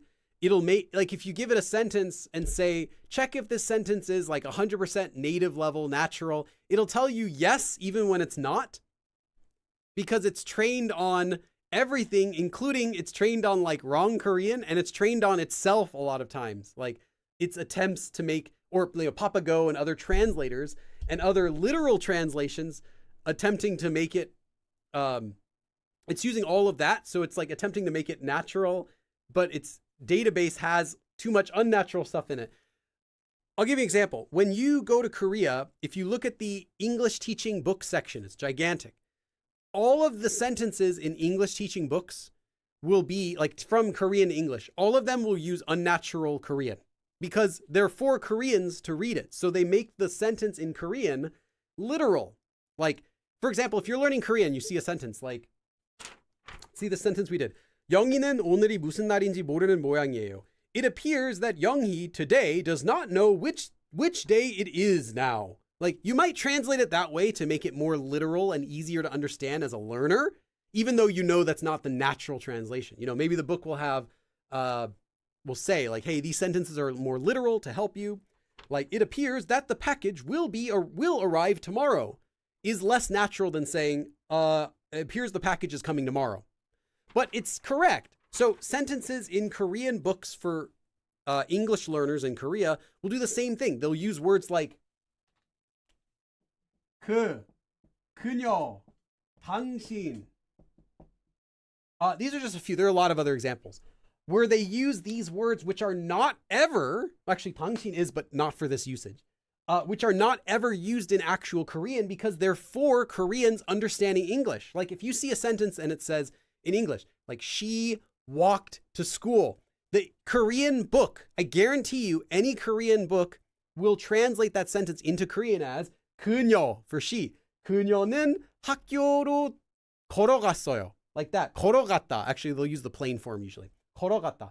그녀 is not used in Korean. It was created as a literal translation of the English word she and he. So these are only used for literal translations, but books use them because that way the Korean can read the sentence, read the literal translation, and they know what it means, even though they don't use it. ChatGPT is trained on all that. 당신 for you. It's not how you say you. Although this word is a little bit bigger of an explanation because there are cases when you use it, but it's not the regular word for you. But if a Korean is reading an English textbook, an English learning textbook, and it says you do this or whatever, you like, you go, it's always going to translate it as 당신 because that's easy for them to understand what the English is trying to say. It's referring to you, 당신, and you is 당신, except no one actually says this. So again, ChatGPT is trained on all of that. It doesn't know how to distinguish that's only that way for, English learning textbooks. That's not how Koreans actually speak. And if you give it a sentence with 그 or 그녀 or 당신, it often will just tell you, oh, it's perfectly natural because it has no way of knowing.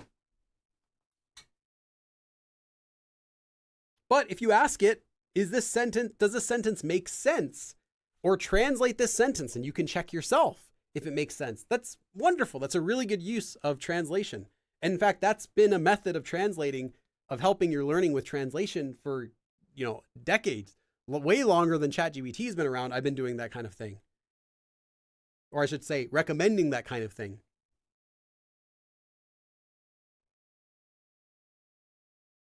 Video name is Guess the Language by Audio. Guess the Language by Audio. Let me check that.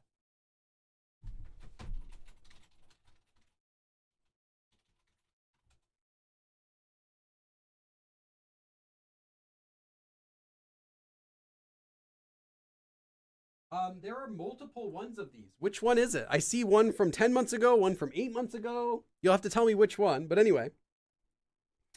Kai says, consider doing a 30-day Korean speaking challenge, but when practicing my pronunciation by checking if Google Translate can tell what I'm saying, it's picking up sounds. Oh, okay.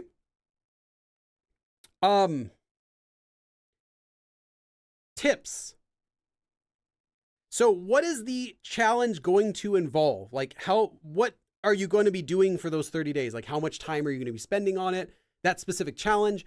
What is it that you're going to be reading to it? I guess give me a little bit more information about exactly what you're going to be doing. Lexica says, I do the same to figure out if I made a typo and start talking about crabs. Getting some historical Japanese battles in there, Lexica. UV says, are there any current AIs that genuinely work for conversation practice? I wish I could say yes, but no. There are currently, as of today, no large language models. I'll say it's not AI, it's large language models. There are none today around that can do a good job of Korean conversation practice. Now, again, for the most part, they're okay. For the most part, I'd say they can do a pretty good job. The problem is if you treat it as natural, then you're going to have a bad time. If you treat it as like grammatically accurate, you're going to be fine for the most part. It's not going to give you like, if you say, hey, practice conversation in Korean with me, it's not going to give you grammatically incorrect sentences because it's trained on enough data that it knows what grammatically correct sentences are. But if you're going to think it's natural, even if you ask it, say, hey, giving me really natural sentences, they're going to be the most unnatural sentences. If you knew what they said, they're the most unnatural sentence I've seen.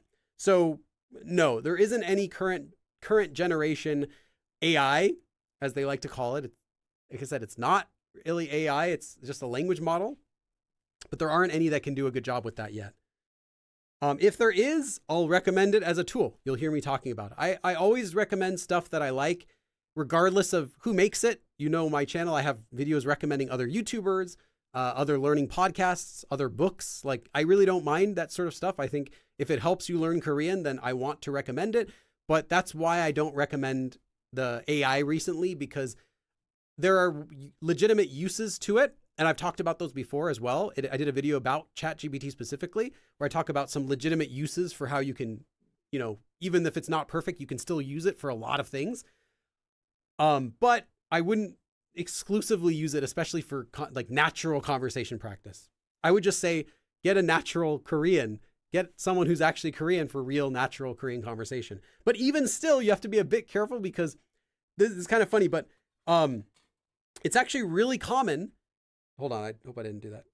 Didn't mess up anything. Okay, it's actually really common that I found that when I'm looking for Korean, I won't say pen pal, that's not the word anymore, online language exchange friends, that it's common that they will actually use unnatural Korean to me because they know I'm a foreigner, until they know that I speak Korean. Then they'll switch to their natural Korean. But at first, people will actually more often than not, use unnatural Korean to me when they start. For example, Like if I first start talking with someone on a language exchange app, I give my introduction, I say where I'm from, I'm learning Korean, I've been learning Korean this long, blah, blah, blah.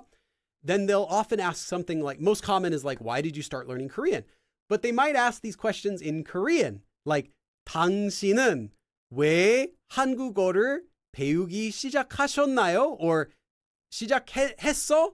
You know, like they'll say these kind of very unnatural sentences by using 당신 and the wrong ending because they're trying to make it simpler for me, thinking that I don't actually know Korean or my Korean, you know, they're kind of like doing it like they might in person to a foreigner who just said they speak Korean. They're like, if you were to meet someone, for example, if you spoke a foreign language and someone says, oh, I speak that language too, are you going to be like, oh, that's sweet, I didn't know you speak that language? No, you're probably going to start off with like, really?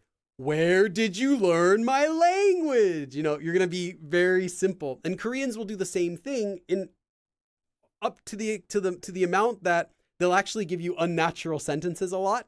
So you kind of have to be careful about that as well. But a few things you can look out for that, like if they're using the words 그 and kunyo, 당신, if they're not using the correct politeness level to you, that's often a mistake that they're doing to make it simpler.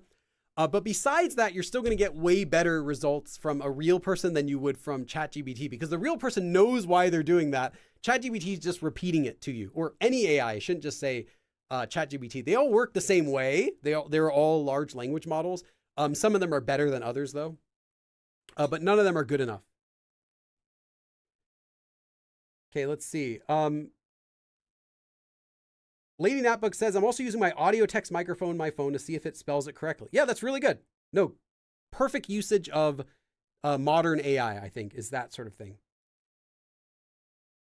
As an English learner, we'll need to know we often use subjects and pronouns. Yeah.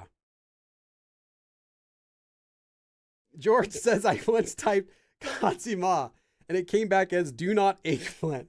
Yeah. A long time ago, Bing did this also until recently, but the older translation would work on like a per word basis. Like if it sees the word kaji, which means eggplant, it would just translate as eggplant. And ma is like hajima. It's a shorter version. Kajima. So like don't eggplant. So yeah. If it didn't see the exact phrase like kajima with a space or kajibaseo or kajibayo or kajibarayo, if it didn't see these exact combinations, it wouldn't be able to recognize them. So it would fall back on the word per word translation and you'd get some funny results. Like I remember typing like so, or maybe someone else typed this. I remember seeing a picture of it. They like just typed a bunch of the kiuk letters in Korean and it like translated as like Naruto Shippuden or something like that. One of the Naruto show titles. I can't remember. 10 months ago. Okay, thanks, Jason. I'll try to check it out later. Teleposse says, I would 100% recommend Tuida. I haven't used that in several years. They actually contacted me. They want me to try it out again. I didn't like it when I tried it before, but I will try it out again, I told them. Maddie says, when I described to someone that there are subreddits where natives help learners, they said, why not just ask ChatGPT? Yeah, and like, as I was explaining, that's not really a good solution for that. Not just ChatGPT. I'm not going to diss on, like, ChatGPT is not special. It's the concept of a large language model, or what you would call AI nowadays. Not, like, again, it's not actually intelligence because it's not thinking. It's just predicting the next thing that sounds, that's the most highest chance of appearing next. Like if you were to say, I need to buy groceries, I should go to what word comes next? Well, these language learning models are just the best in the world at doing that. Well, maybe store or grocery store, right? If you start typing G, it knows you're going to say grocery store. If you start typing S, maybe it'll say supermarket or store, or C, it'll think, oh, convenience store. Like that's all it's doing, but it's really good at doing that. And it gets so good at doing that that you think it's thinking, but it's at its core, that's all it's doing. So any AI is going to have the same faults, though. So when I say ChatGPT, I mean all of the current generation AI tools that they have. Kai says, okay, just a way to get used to speaking it publicly by posting at least a 60-second Instagram or TikTok video of me talking in Korean. Oh, that sounds fabulous. Posting videos, oh, that's great. If you're okay with that, yeah. Just makes me skeptical of Google Translate when a random tsiet or tsiet appears in a word like dokak. Yeah, so I think though Google though is still pretty good for that, for voice recognition, but I heard this actually, funnily enough, I heard this from one of the people who works at Tuida because he was talking to me about it. He explained that the voice transcription feature is actually done through your phone. That your phone itself has software that transcribes what you're saying into it. That it's not using its server to do that. I guess because in order to do it with the server, it has to upload the video, not video, has to upload the audio to its server, analyze it, and then send it back to you, which takes too long. So instead, they make it run locally on your phone. And he was explaining that that's the reason why there were some different performance issues on Android and on the Apple. Like he said, the Apple one worked a lot better.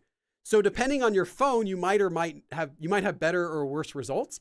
So I just recommend doing it on your desktop if you can. Use a microphone and check it on Google on the desktop, because that will go to their servers, which will be more powerful than whatever your phone can do on its own. Because your phone is just doing it for like transcribing notes or texts, right? When you're driving. But if you do it on the desktop, it'll go to their actual servers and it might work better. I haven't tried this theory, and like I said, I haven't confirmed what the guy said, but that sounds like it would be a good solution if that's true.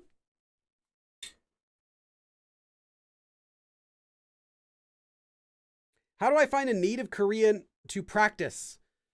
So you can use any language exchange app, HelloTalk, Tandem.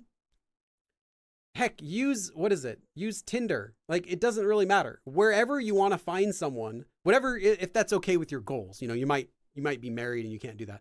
But if you're single or you're looking for someone, fine, use whatever.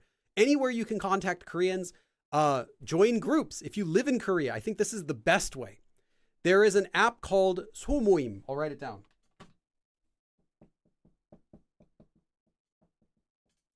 소모임, literally like small meeting, is there's another app too, but I can't think of the name. I always forget it. But there are a couple apps used by Koreans to make clubs, like not like a bar club, but like a club of people with the same interest. And this is an app you can use for finding it. Also, there are some on Naver. There are also these groups on Kakao. The Kakao Messenger in the app itself has like groups. Find an exchange meeting for Koreans for an interest that you already like. And again, this will only work if you're in Korea and you have a Korean cell phone for this app. But you can also find groups outside of that by searching on Naver or again, searching on Kakao Messenger. Something that you're interested in. If you don't have any interests, you know, you figure you're like, I don't really do anything. Well, then just try like 등산, hiking, or basically taking walks. 등산 or biking, bicycles. Like that, people will do bike riding meetings a lot. These are really common. Or running. Running meetings are really common. But 등산 is like the most common. Sports are some of the most common meetups. Like I said, you don't really have to have that much in common with them. It's just you meet up. And Koreans themselves don't really use it because they're like, they're not going to join the group because they love doing 등산. They love going hiking. They love going bike riding. That's not really the reason. It's just they want to meet friends. They just want to do something together. They have bouldering groups. A lot of bouldering groups nowadays. If you're into bouldering, I tried it once. I was actually pretty good at it. The problem is my fingers got so sore. I lost the range of motion for my wrists for over 2 weeks. So I didn't want to do it again. I was scared. But if you like bouldering groups in Korea, you just meet up, hang out, do bouldering, go get a drink. There, now you've got like 6 friends, or maybe one of them that you can actually hang out with after the group's over. So that's what I recommend if you're in Korea. Again, if you're not in Korea, language exchange apps, language exchange websites, conversation exchange. I think Interpals is still around. I haven't used that in a while. And then there are a couple others. There's like a paid one as well, like My Language Friend or something. I can't remember the name. There's like a paid one. Never used it, but there's just a bunch of options. Anything like that is fine. And then again, the key thing is finding someone who has something in common with you. One thing that you both like, and then talking about that. I think that'll make the friends the most easily. It just in general is having a friend who shares an interest with you. Because if you think about your friends that you have right now, Do you have lots of things in common with your friends? Maybe, but at least you have a couple things in common, right? You'd be very different people. You have different jobs, different interests, different favorite music, movies, shows, everything, but you share a couple common interests, right?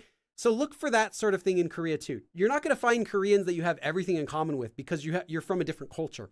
But you could find a Korean who's really interested in Dungeons and Dragons, right? Or maybe you have a Korean who really likes bike riding and you love bike riding or whatever. You just do that one activity together. I have several friends in Korea who just like photography. We have nothing else in common, like nothing, but we both like photography. So we hang out and do photography together. Cool. That's a friend. Anyway, the end of my rant here. That's what I'd recommend. Becky says, what dictionary would you recommend? I recommend just Naver Dictionary online.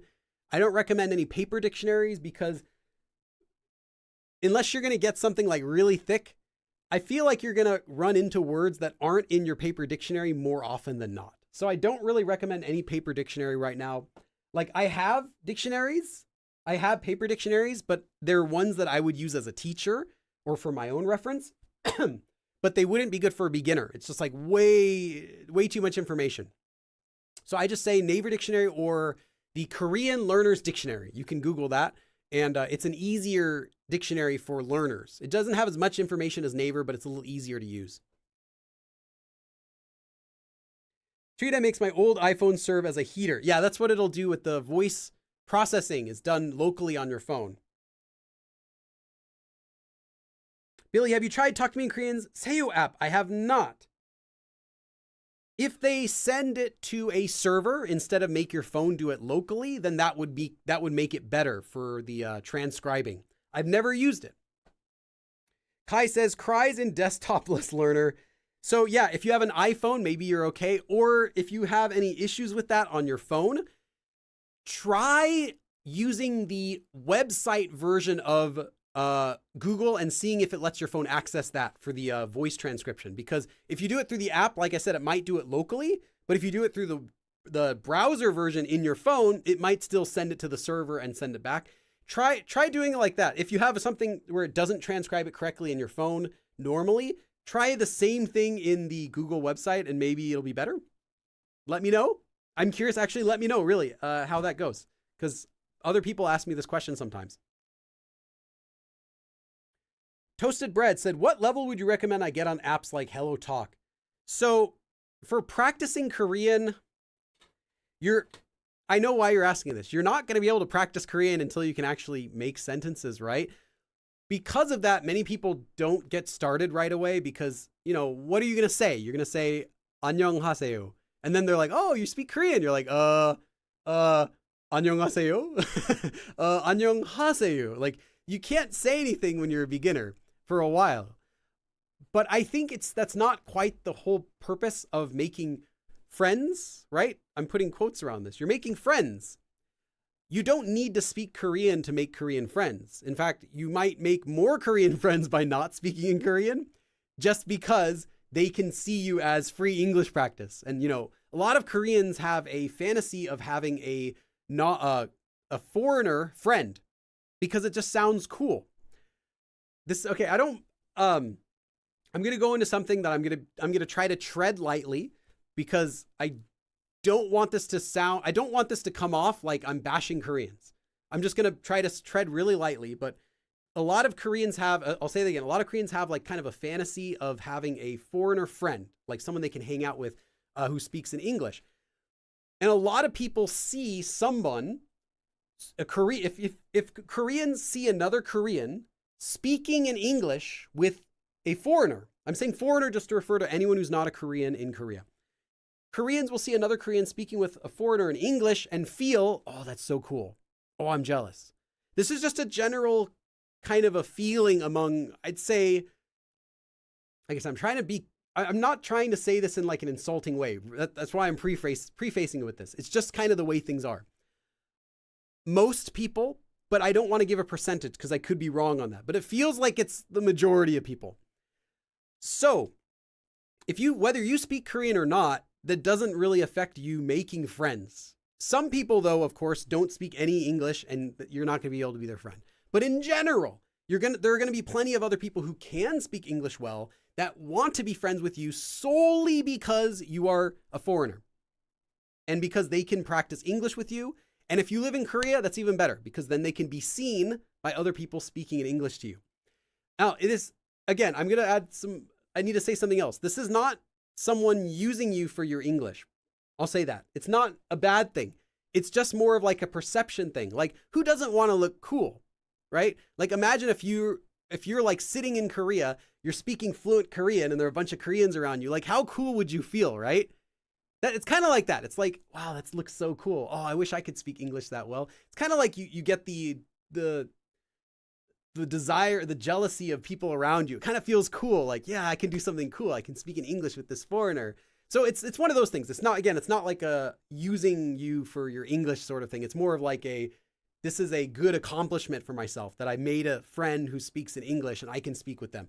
So just being at all interested in Korea is going to help you get friends.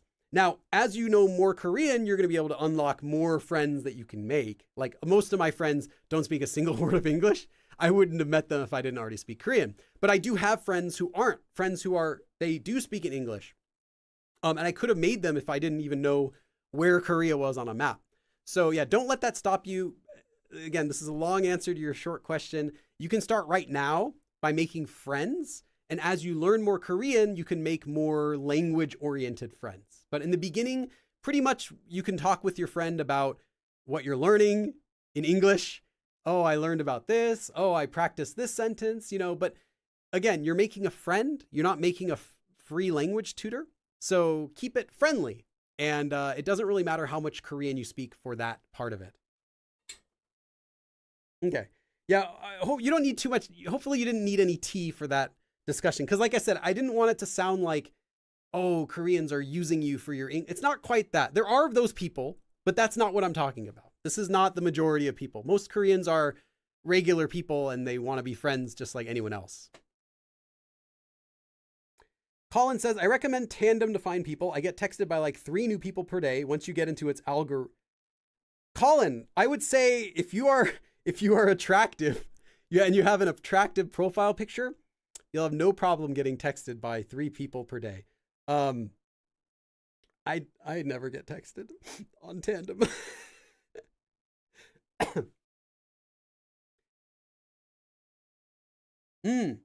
UV says, join Korean running clubs. Yes. There are lots of running clubs and you just meet up. Everyone says hi, you run. After you finish running, people will go off and get drinks. It's really just an excuse to hang out and get drinks with other Korean strangers. Because no one really, you go running, but who cares? You're not going to be talking while running very much. You just run.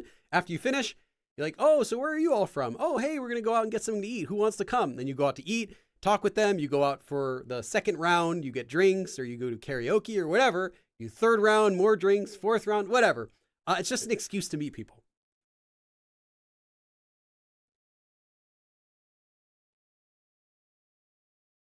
I arrived in Busan yesterday. I'm staying here for 22 days. Nice. Maddie says, and then of course there's, are you open minded? Yeah.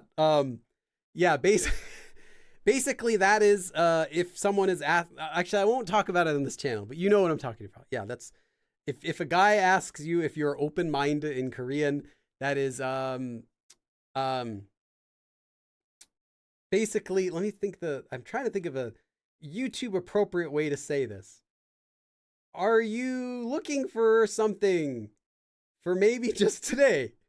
Is what it means.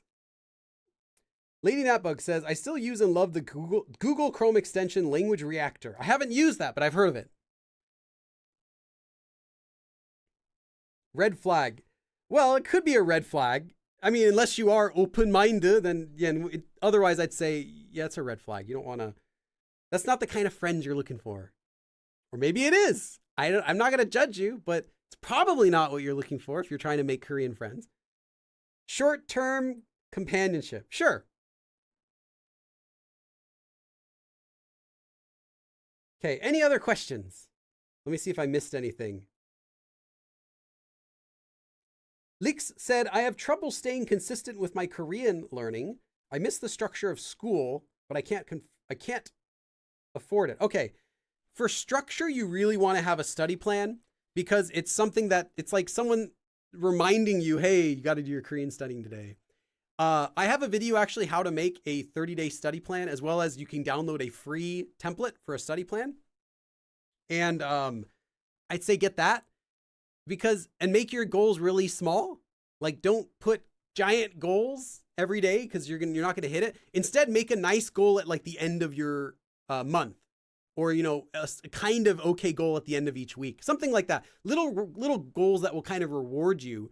Like, oh, by this week, I will have written one entry in a journal or something like that. Or by the end of the month, I will have written my self-introduction. Like small goals that help you feel like you're getting stuff done, and break it up into small daily goals.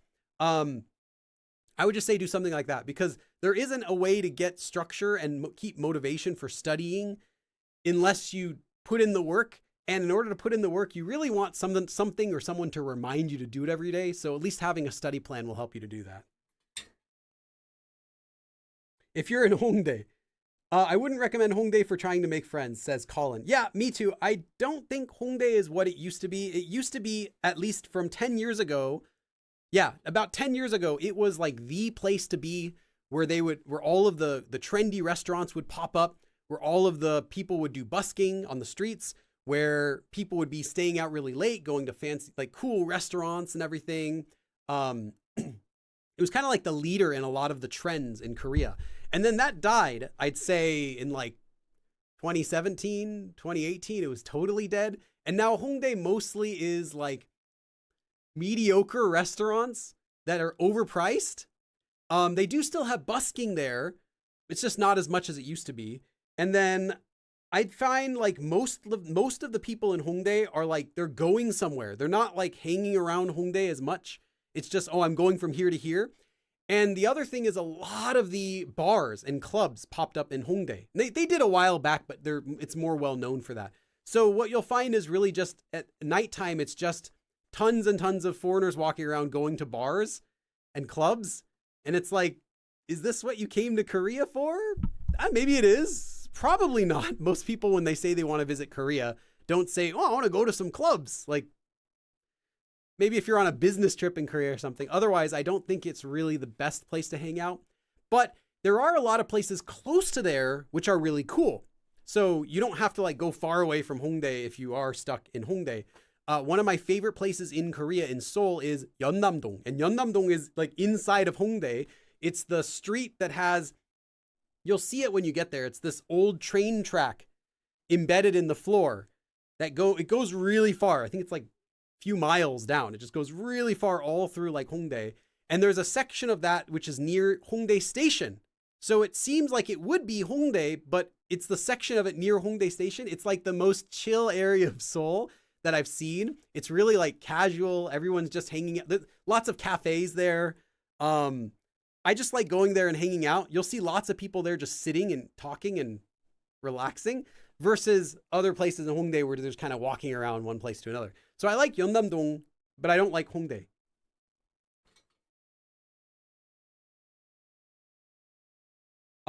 Someone says Yongsan and Seongsu. Yongsan also is kind of funny. That used to be the place for buying electronics. They still do sell it, but Yongsan, that was like all it was known for, I remember, was like buy electronics there. Nowadays it's expanded. I haven't been to it recently in a few years though, so I can't tell you about it. Seongsu as well got kind of popular, but it changes a lot. Like somewhere will be really popular, and then 3 years later, by the time all the businesses have moved in, it'll kind of die out. The businesses they'll keep raising their rent, and a lot of the businesses close. One place was Sinchon. Sinchon is a place that I've stayed at the past couple years I went to Korea, and it's an area kind of close to Hongdae. And it used to be like really big for a while. It still is quite crowded there, and it's still kind of cool, but it used to be even cooler. They like blocked off all the roads from car traffic, so you can just walk around, and they had lots of, trendy restaurants and performers. But then I think it started slowing down a bit. They reopened the roads to cars, and then, people don't really care about it after that, because why are you going to walk? You don't want to walk around an area where you have to only stay on the sidewalk. Anyway, it changes every few years. So anywhere that someone tells you is like the place to be, give it 2 years and it won't be anymore. At least that's how that's how it is all every few years. MC says 해방촌. Is it? I just went there this year. It was like not, but maybe some parts of 해방촌? Yeah, maybe some parts. Because I have a friend who lives there, and every time I go there for the past 2 years, I've been there. Yeah, 2 years. And it's like, I don't know. Maybe I'm not in the right areas. It just doesn't seem like special. It just kind of seems like any other regular area. Maybe it's in a different part of 해방촌 than I went to. Okay. Because the part I was in just felt like an old city on a hill. Colin says, I think you mean Itaewon. Okay, Itaewon has more foreigners than Hongdae, but Itaewon always had more foreigners then, because Itaewon is originally where the Korea's military base was located in Itaewon. So that's why it was founded by foreigners. It's all like foreign businesses. And that's where you used to have to go if you wanted to have foreign food. Like if you wanted to have like American style pizza, if you wanted to have like Spanish food or other foreign food, you had to go to Itaewon because it wouldn't exist in other places. But they moved the base, they got rid of it there, and it's now common to find different types of food all over Korea. So it's kind of died down. It's not like the place to be that it used to be. But yeah, still there are more foreigners there just because it's normally where all the foreigners would go. One of the employees were so excited. Oh, I see. Wait, I missed your other comment. You say, my motivation is to keep my mind sharp, my Korean neighbor and my local Korean market. It's very rewarding to see their reactions when I speak. One of the employees was so excited she took me down to the store aisle to test me on my reading and speech. She's like pointing at all the food and saying, oh, can you read this one? Oh, how about this? Oh, 이거는요? That's funny. Okay, just a couple more questions, then we're going to stop for today. This might be a stupid question, says Yuvi, but am I the only one who has to really zoom in when trying to read Korean because the characters are so small?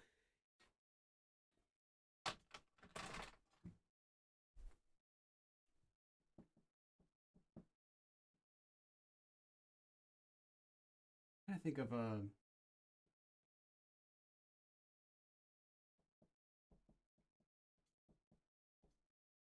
some examples of just syllables that can be a bit hard to read. So your question is, how come it's hard to read the character sometimes? And I had this exact problem when I was a beginner. I remember very clearly, not even complicated ones, but like that. Like I had so much trouble because I'm like, is this kung? Or is this kong? Or is this kung? Or is this like something else I can't read? Like I had so much trouble with this. I'll just say it gets easier. I'll just say this, for me, it got much easier without ever having to worry about it, because what happens is you will see it used in context and you'll automatically know what it says before you even look at it. Like your eyes are like scanning over the sentence and you'll get to here and you'll see this. You'll be like, oh, I know what word it is. You don't even need to look below. And then you think it's that word and you just look to verify that you were correct. So like 궁 can mean a palace. So if you saw a sentence which it's like 궁으로 or whatever. Sorry, I should write that a little bit nicer since you're asking specifically about hard to read Korean. I shouldn't write it messily. So you see a sentence that's like the king, blah, blah, blah, 궁으로. Like you don't need, even if it was like, I forgot it's not magnetic. Even if this sentence is like covered, right? You could read it because you know what the context is.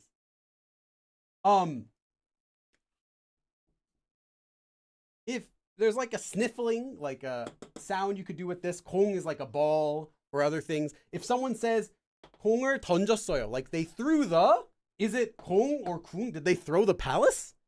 Did they throw the, like, you'll know from context that I know exactly what you're saying and it's annoying. I know how annoying it was as a beginner not being able to read the letters. I'll just say this. Do not worry about it. Like, obviously, you're still going to be worrying about it despite me telling you that. But don't beat yourself up over it long term. This will get better because eventually when you know the context, like I said, you're not really going to be looking at the letters in a syllable. You're going to stop looking at the letters in a syllable and you're going to just be able to see it as a word. Like in English, like if I wrote, Flower. Do you read these letters? Flower. No, you just see the word and you know. Without reading it, you know this means flower because you've seen this so many times. It's the same for Korean. When you start seeing these words, you're going to know already without reading it. Even if someone wrote it wrong, like say the king went back to his kung, like you're going to know, oh, it's just a typo. You're going to know what it's supposed to be. So yeah, don't worry about it. It will get better. You won't have to wait until you're fluent. This isn't something that is going to happen when you're like a master at Korean. This is something that's going to happen just when you learn that word. I'll give you an example. So this is something that should apply to anyone. So you don't have to be, you don't have to have any experience in Korean except for really basic.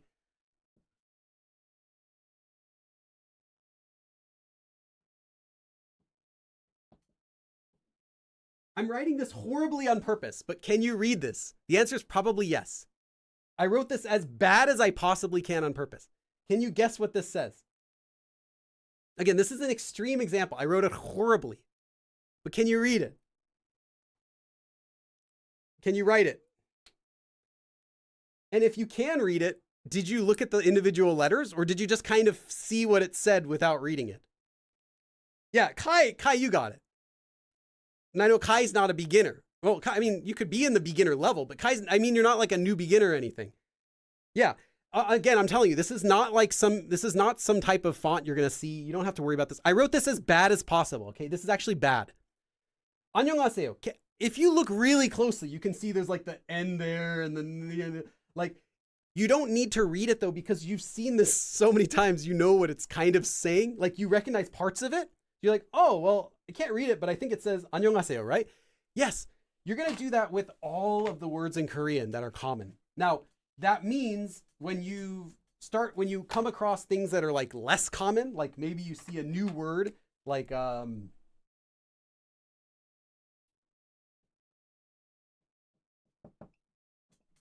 this is bad, but would you know this word? This isn't a really hard word, 곱씹다. But if you know the word, it's, oh yeah, 곱씹다. It's really easy. It's just a regular verb. But if you've never seen the word, you're like, but because you already know the word, your brain just tells you it without having to read it. So I can read this without looking at it.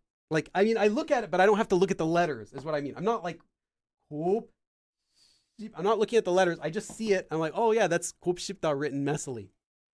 So your brain is going to be fine with this sorts of stuff. I just say, don't worry about it. As you get more experience with the words, before you're fluent, this will happen with any of the words that you learn. As you saw, you could read 안녕하세요, even though I wrote it horribly. Let me write it a little bit more like, this is a little bit more normally. I'm not going to write it that bad.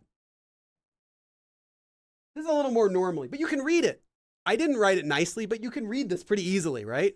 Even though I connected some, others are separate. Like, this is maybe more real, but you don't have to look at the letters to know what it says because you're used to it. So yeah, don't worry about it. This is me talking to myself 20 years ago saying, Billy, don't worry. Yes, that's a real problem. I remember it, but it's not going to be an issue. Kai, please return your beginner card. Yes. No, I was just happy to see Kai was the first person to write it. I was thinking it would be like Keith or, one of our resident experts. My friends are there and said it was delicious after they remembered I was learning Korean. Oh yeah, for Korean chicken restaurant. If you end up doing a podcast, would video accompany it or would you want to do it audio only?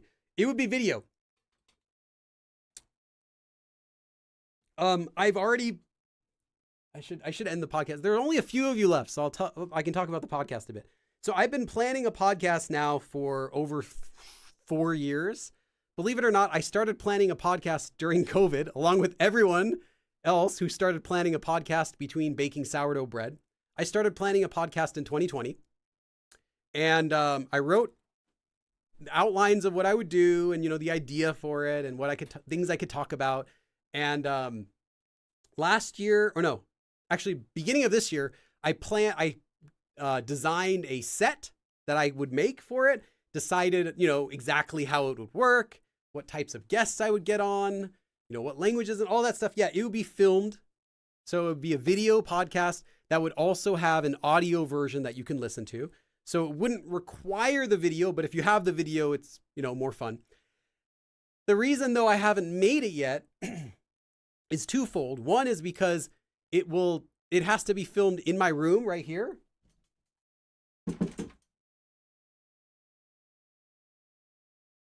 You can't really see it, but this is the room I'm filming in. It's not that much space, but it has to be filmed in this room. There's not a lot of space in here for filming. So that's one problem, and I need a set. So it's gonna be like the size of this the whiteboard behind me. This thing I have behind me.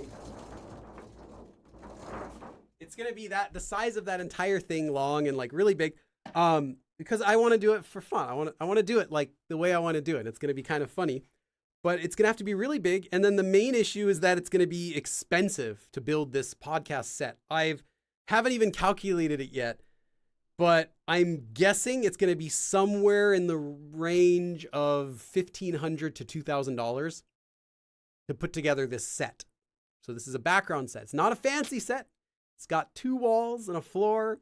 Very, very simple decorations, but in order to put it together properly and safely and make it so I can move it out of the room and turn it up on its side when I'm not using it, there's all these things I have to consider.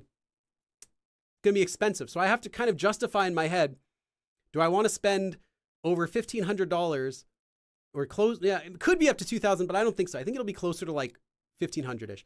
Do I want to spend this on a podcast which is not going to be making me any money back? Like, I don't have any sponsors lined up. I don't expect to get hundreds of thousands of views on these episodes. I might get just a few thousand on each episode. Do I want to spend close to $2,000 to do this and all the effort to record it and edit it? And yeah, so I don't know. I'm kind of like fighting with myself about it, but it's clear to me that people want a podcast. At least a few hundred people definitely want a podcast. So it's still in the planning stages, so we'll see.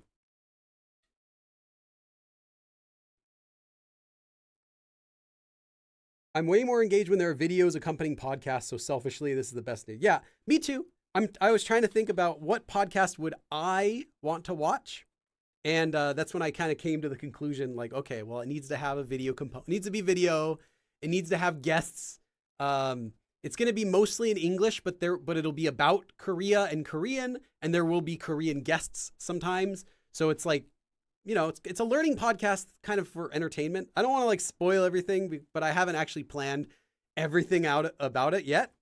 I just planned out like basically the set that I want and kind of some topics. Yeah, so I'm still kind of thinking about that. If I get a sponsor, maybe that would pay for it. What would you guys think if I got a sponsor for a podcast? Because I've never done a single sponsor on my entire channel. For those of you who followed me for a while, if you watch all my videos, there is not a video that I've done ever where I say this video is sponsored by, unless I said it as a joke, like Raid, Shadow Legends, or, or NordVPN, all that stuff. I've never actually been sponsored before. So in order to do a podcast though, because like I said, because it's going to cost so much money to make it in the first place, I would need a regular sponsor. Like every episode would have to be, this video is sponsored by, Squarespace. Get your website done with, whatever, whoever wants to pay me if it's a product that I don't think is terrible. I might have to do that just because I don't know. Or should I put this into like Patreon? Should I say like, hey, if we reach this Patreon donation goal, then I'll start a podcast? I don't know. Like, honestly, would people want a sponsor? Or would viewers prefer I just keep it sponsored by my Patreon members? Like what? I don't know what to do. So it is kind of like a financial thing though, just because it's kind of a lot of money to spend, and not to mention all the time, building the set, I think would be about a 3-month process, because if I showed you the design, you'll know why, but it's built of things that are only available in Korea. I would have to order them in Korea and ship them over here. It's not something I can buy. They don't sell a lot of the stuff in the US. Like I want to have, actually I can't tell you without spoiling the whole thing, but it's a lot of stuff that's only sold in Korea that I would have, 100%, there's no stock of it in the US. I'd have to ship it over here. So yeah. Would you sell your soul, or do you need to believe in the product? I would never sell my soul. It has to be a product that I like. Adobe, I'll get Adobe. Adobe, I don't think they actually sponsor. I don't think Adobe does any sponsors.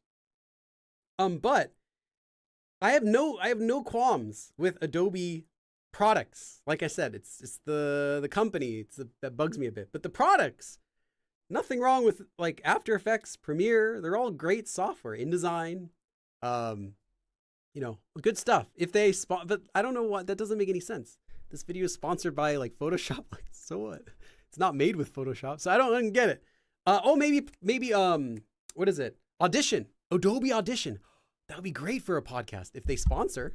This podcast is sponsored by Adobe Audition, the best way to make your podcast. I could say that. That's not selling my soul. And then I could use it for the podcast. That's fine. Anyway, yeah, your people call my people.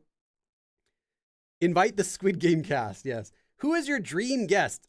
Considering that it's a Korean learning podcast, you know what? Actually, it could feature anyone. Yeah, let's say that. Let's say my dream guest will be the voice actor. Right now, it's got to be something topical. So I'll say it's the voice cast of the Korean version of the K-pop Demon Hunters. I'll get them. We'll get them on the phone. We'll get all of them. That'll be my my dream sponsorship. I mean, sorry, not my sponsorship. Well, sponsors, if Netflix wants to sponsor, that's cool. That'll be my dream guests. Get all of them. Okay. International eSIM. Yeah, that's right. I know Sealy and I use Airalo.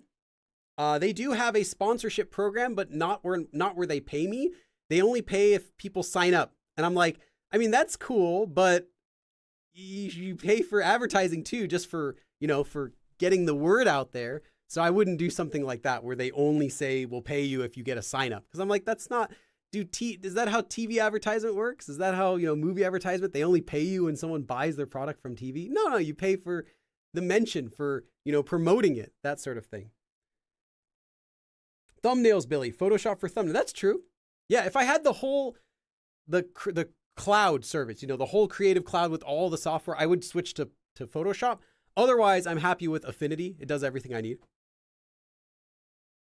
Lady Natbug says, I know you've been approached in the past by sponsors. Are there any you can reach out to? Yeah, that's the thing. I don't know. I've been approached by several of the ones that I wanted to reach out to and have been disappointed every time by their offerings. Usually it's something like, I'm not going to name names, but I've been approached by several companies that you've heard of and asking to promote their products, and then they'll offer something like $100 per video. And I'm like, bro, it's like, I can't even buy, like, that'll buy my like lunch and dinner for the day that I film the video, and you want to be the video's sponsor and you want me to talk about you in the video? I'm like, nah, it's going to be in my channel forever.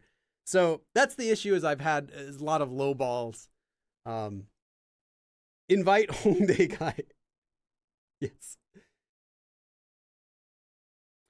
Sicko, nice name, says, just dropped by to thank you. I'm a beginner 2 months in and I love that you exist. Thank you. UV says, Adobe doesn't do sponsors anymore. Yeah, I didn't think they do. Billy Go and the Huntrix and Saja boys. Yeah, that's what we got. We're gonna have the Saja boys on for my first episode, and they're gonna explain why they are actually misunderstood and why you should let them eat your souls. And then we'll get the Huntrix on to be like, Billy, I can't believe you would let the Saja boys go on and promote that. I hate you. We're not doing the show because of that. But it would be really cool to imagine. Your viewers often donate more than that during one class. Yeah, that's the thing, Lexica. Today, actually, I think I got $42. Yeah, I got $42 today from the live stream. So not a ton, but it's like, it pays for my lunch. Like, it pays for my grocery trip. So I wouldn't do a sponsorship unless it was compensating me for my time. But yeah, most of the companies that reach out, they'll offer something like a few $100s, and then they want me to make a full video promoting their app or their website or their service or something like that. I'm like, come on, like you want me to spend 6 days like writing, preparing to film, filming, editing, like at least 5 days, maybe 6 or 7, depending on what other, footage I have to get to make an advertisement for you guys, and you don't even want to pay me for it? Like, you hire someone and make a video for $300. Good luck. Like, anyway, so that's the main issue I've had. But I have reached out to companies, but that's been the result of pretty much all of them, with a couple exceptions. So yeah, finding sponsors is a little bit hard.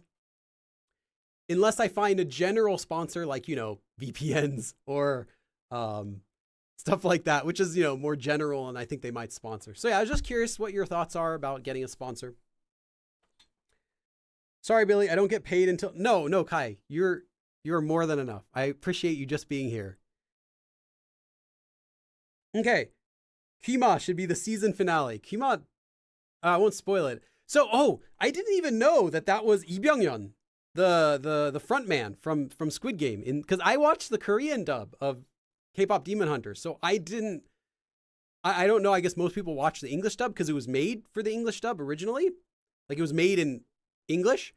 But I watched the Korean version, and yeah, it's got the front man as the voice. I didn't even realize that. I didn't recognize. I just thought, his voice sounds kind of familiar. And then when I saw the credits, I'm like, oh, that's why it sounds familiar. Okay, that's enough for today. I don't know how I have more people in the chat now than before I started rambling, but thank you everyone for coming. And I will see you again next week. 그럼 다음에 또 봐.